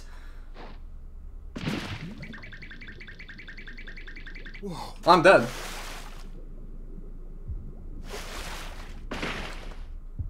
I'm dead. You serious?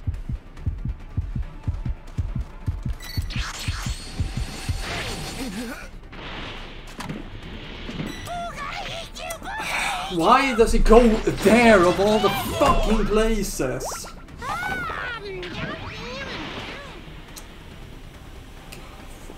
Shit goddamn game. It's just one cube. All those fucking places I went, you couldn't just fucking give me one goddamn drop. Who is this fucking guy? Fucking cancer. Well, I'm probably, no one's gonna fucking revive me, probably.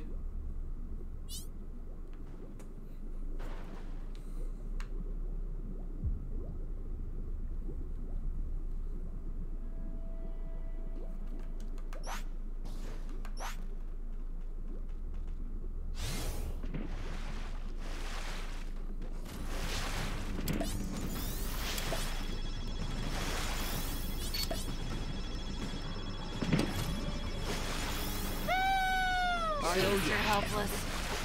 Where did my drinks go, though?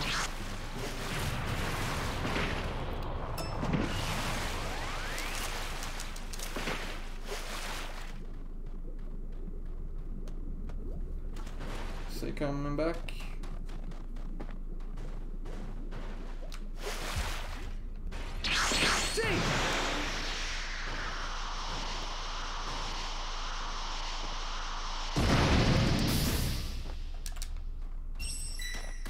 Someone save me!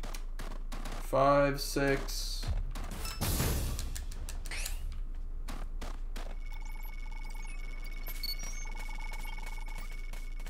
Be careful too, okay?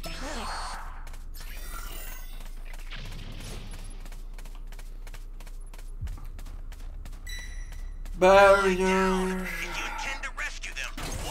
That sucks.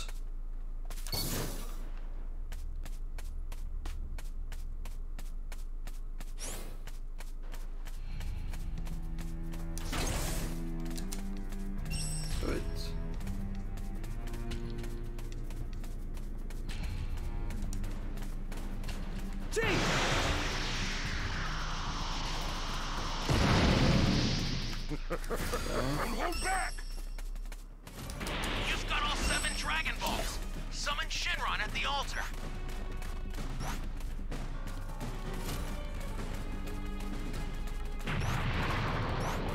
I gotta get to B, man.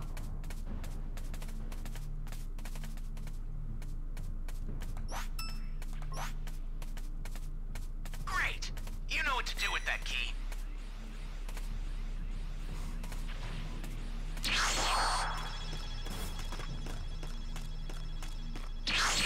Flying Nimbus!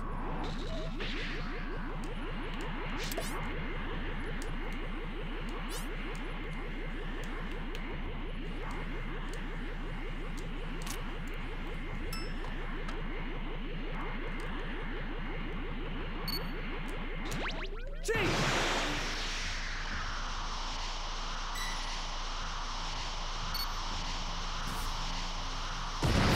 Let's do this!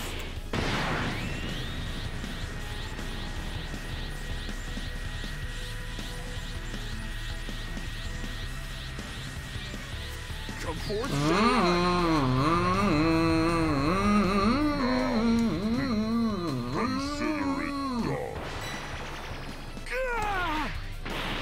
Okay. Fuck.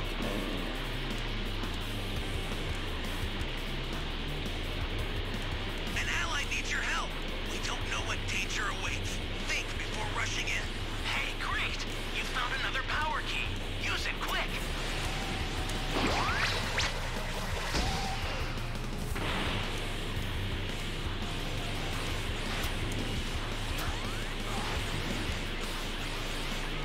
This is bad. Somebody's down. Exercise extreme caution if you're going to help them.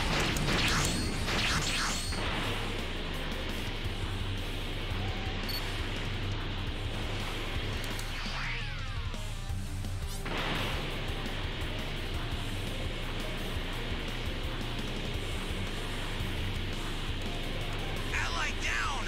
If you intend to rescue them, watch out for enemies.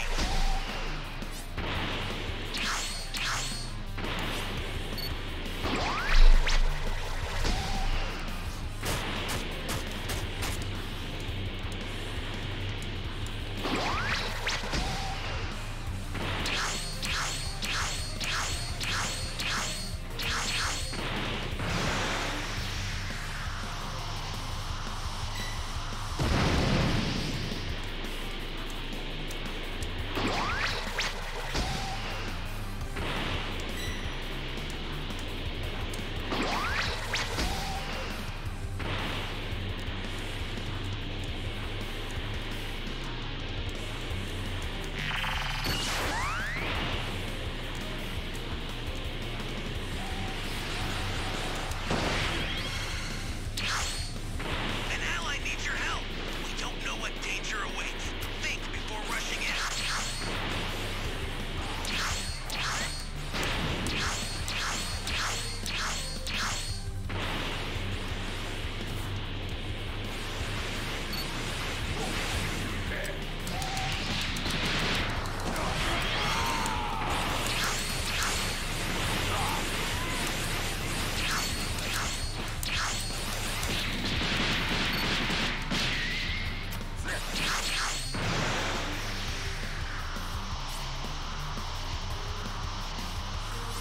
Ally down! If you intend to rescue them, watch out for enemies.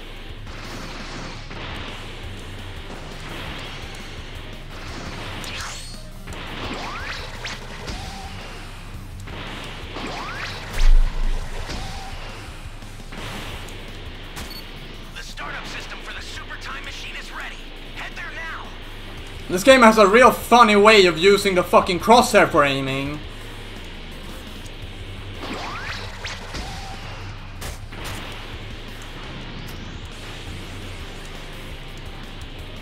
This is bad. Somebody's down. Exercise extreme caution if you're going to help them.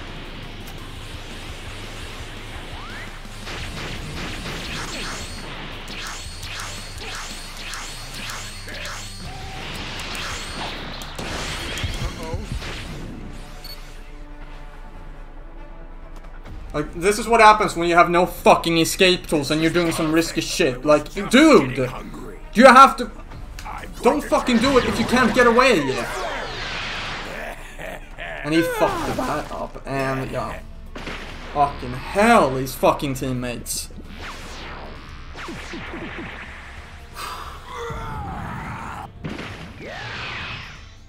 Wait, oh, I'm dead. Okay, nice. Well, GG.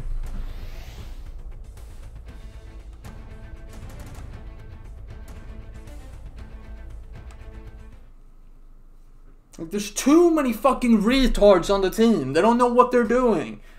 They're like fucking chicken heads.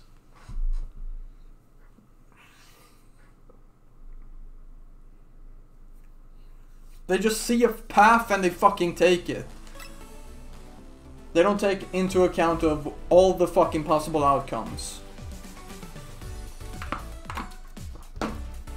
It's like, fuck, dude. Instant rise, change missile, boom, you can get away.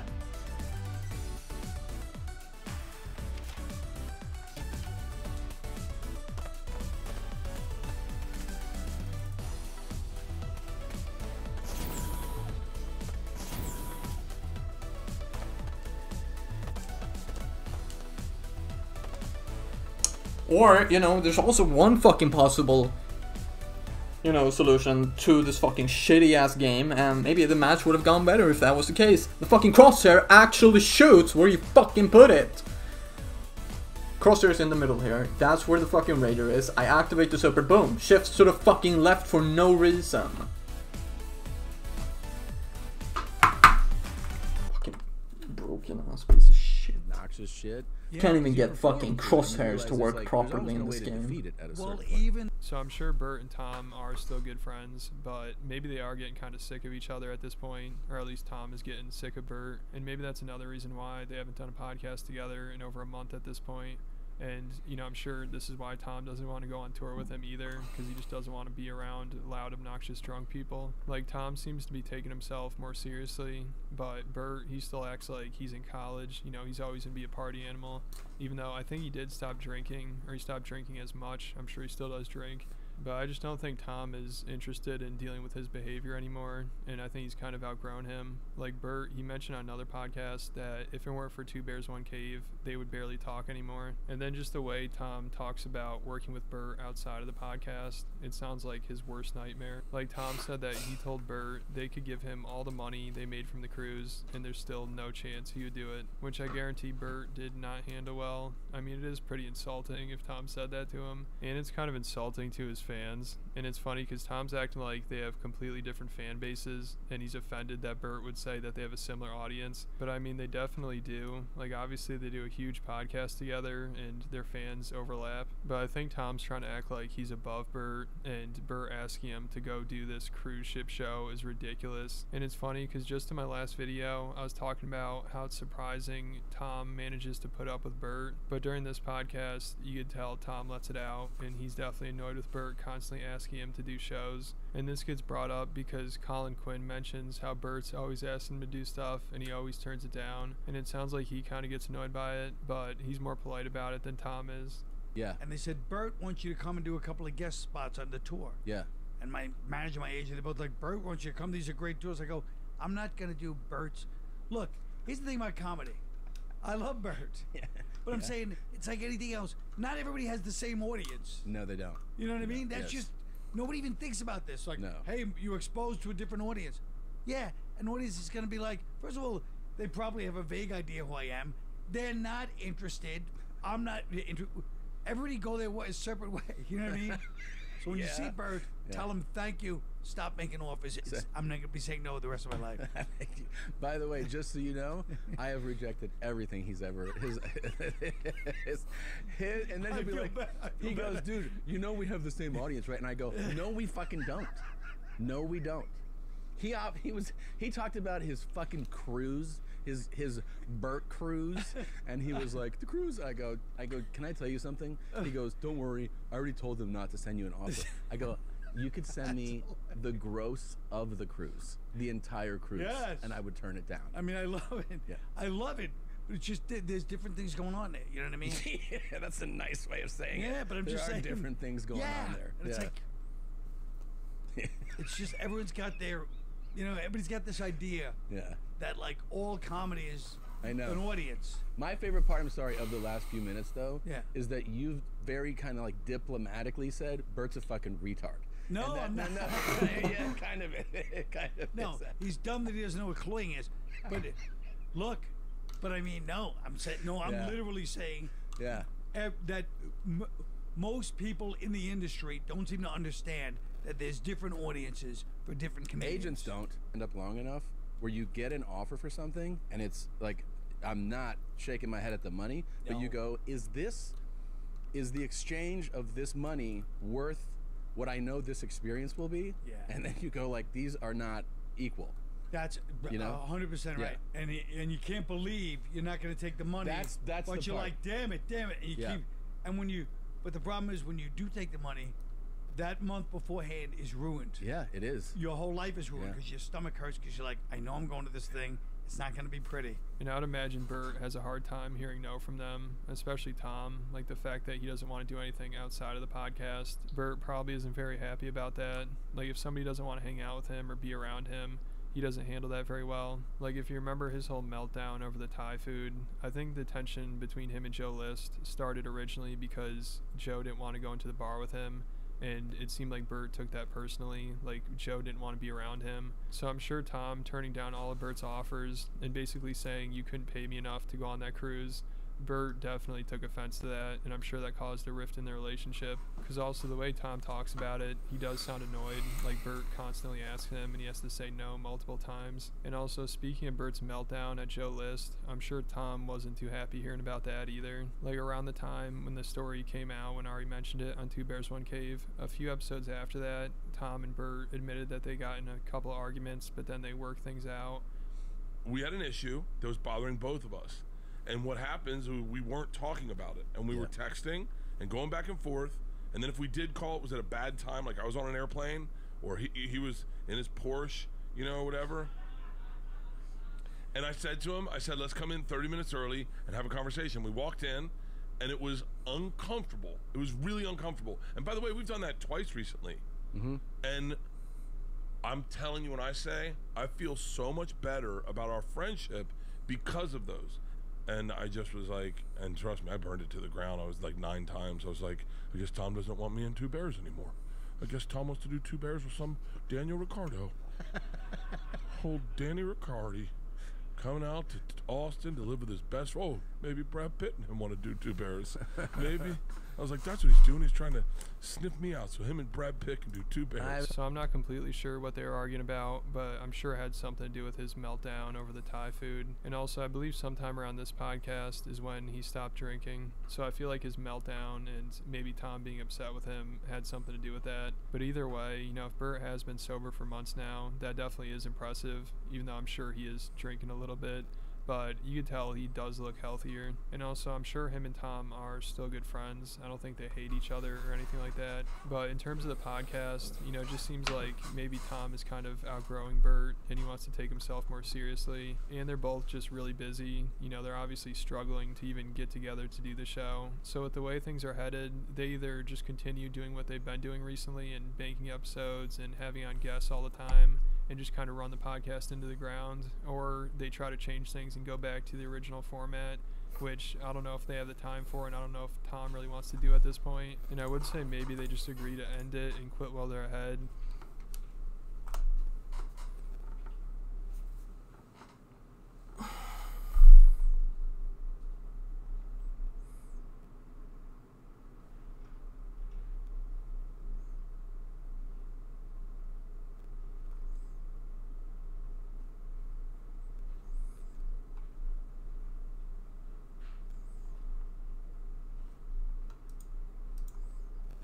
Quinoa. We're cooking quinoa. Quinoa, quinoa, quinoa, and quinoa, quinoa, quinoa, quinoa, the quinoa. Thinking of all those little quinoas. Quinoa, quinoa, quinoa.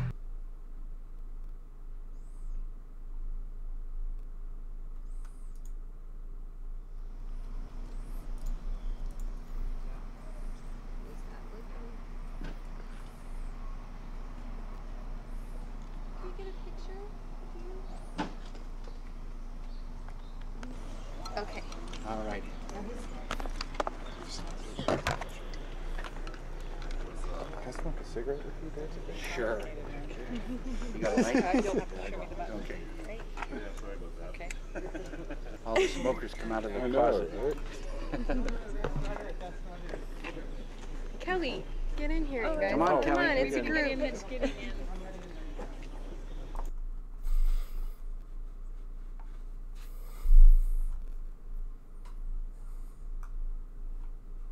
Okay, the next question is from R.H. Steele, and the question is, do you take coffee breaks from your cappuccino breaks? RHS my buddy, who's, you know, after one of my arms, wonders if I take coffee breaks from my cappuccinos. And I have gone through periods when I've just had coffee with milk. Then I have gone through periods where I just have espresso, and now I'm back on cappuccinos solamente. So these days I'm not taking any breaks from the cappuccinos. I have a cappuccino right here, and I can't tilt it to the camera, but it's this was made by Euler. This is an Eric cappuccino, and Jay's are what we call the Jay's signature cup, where he does a very elaborate pattern with the espresso on top of the white foam. So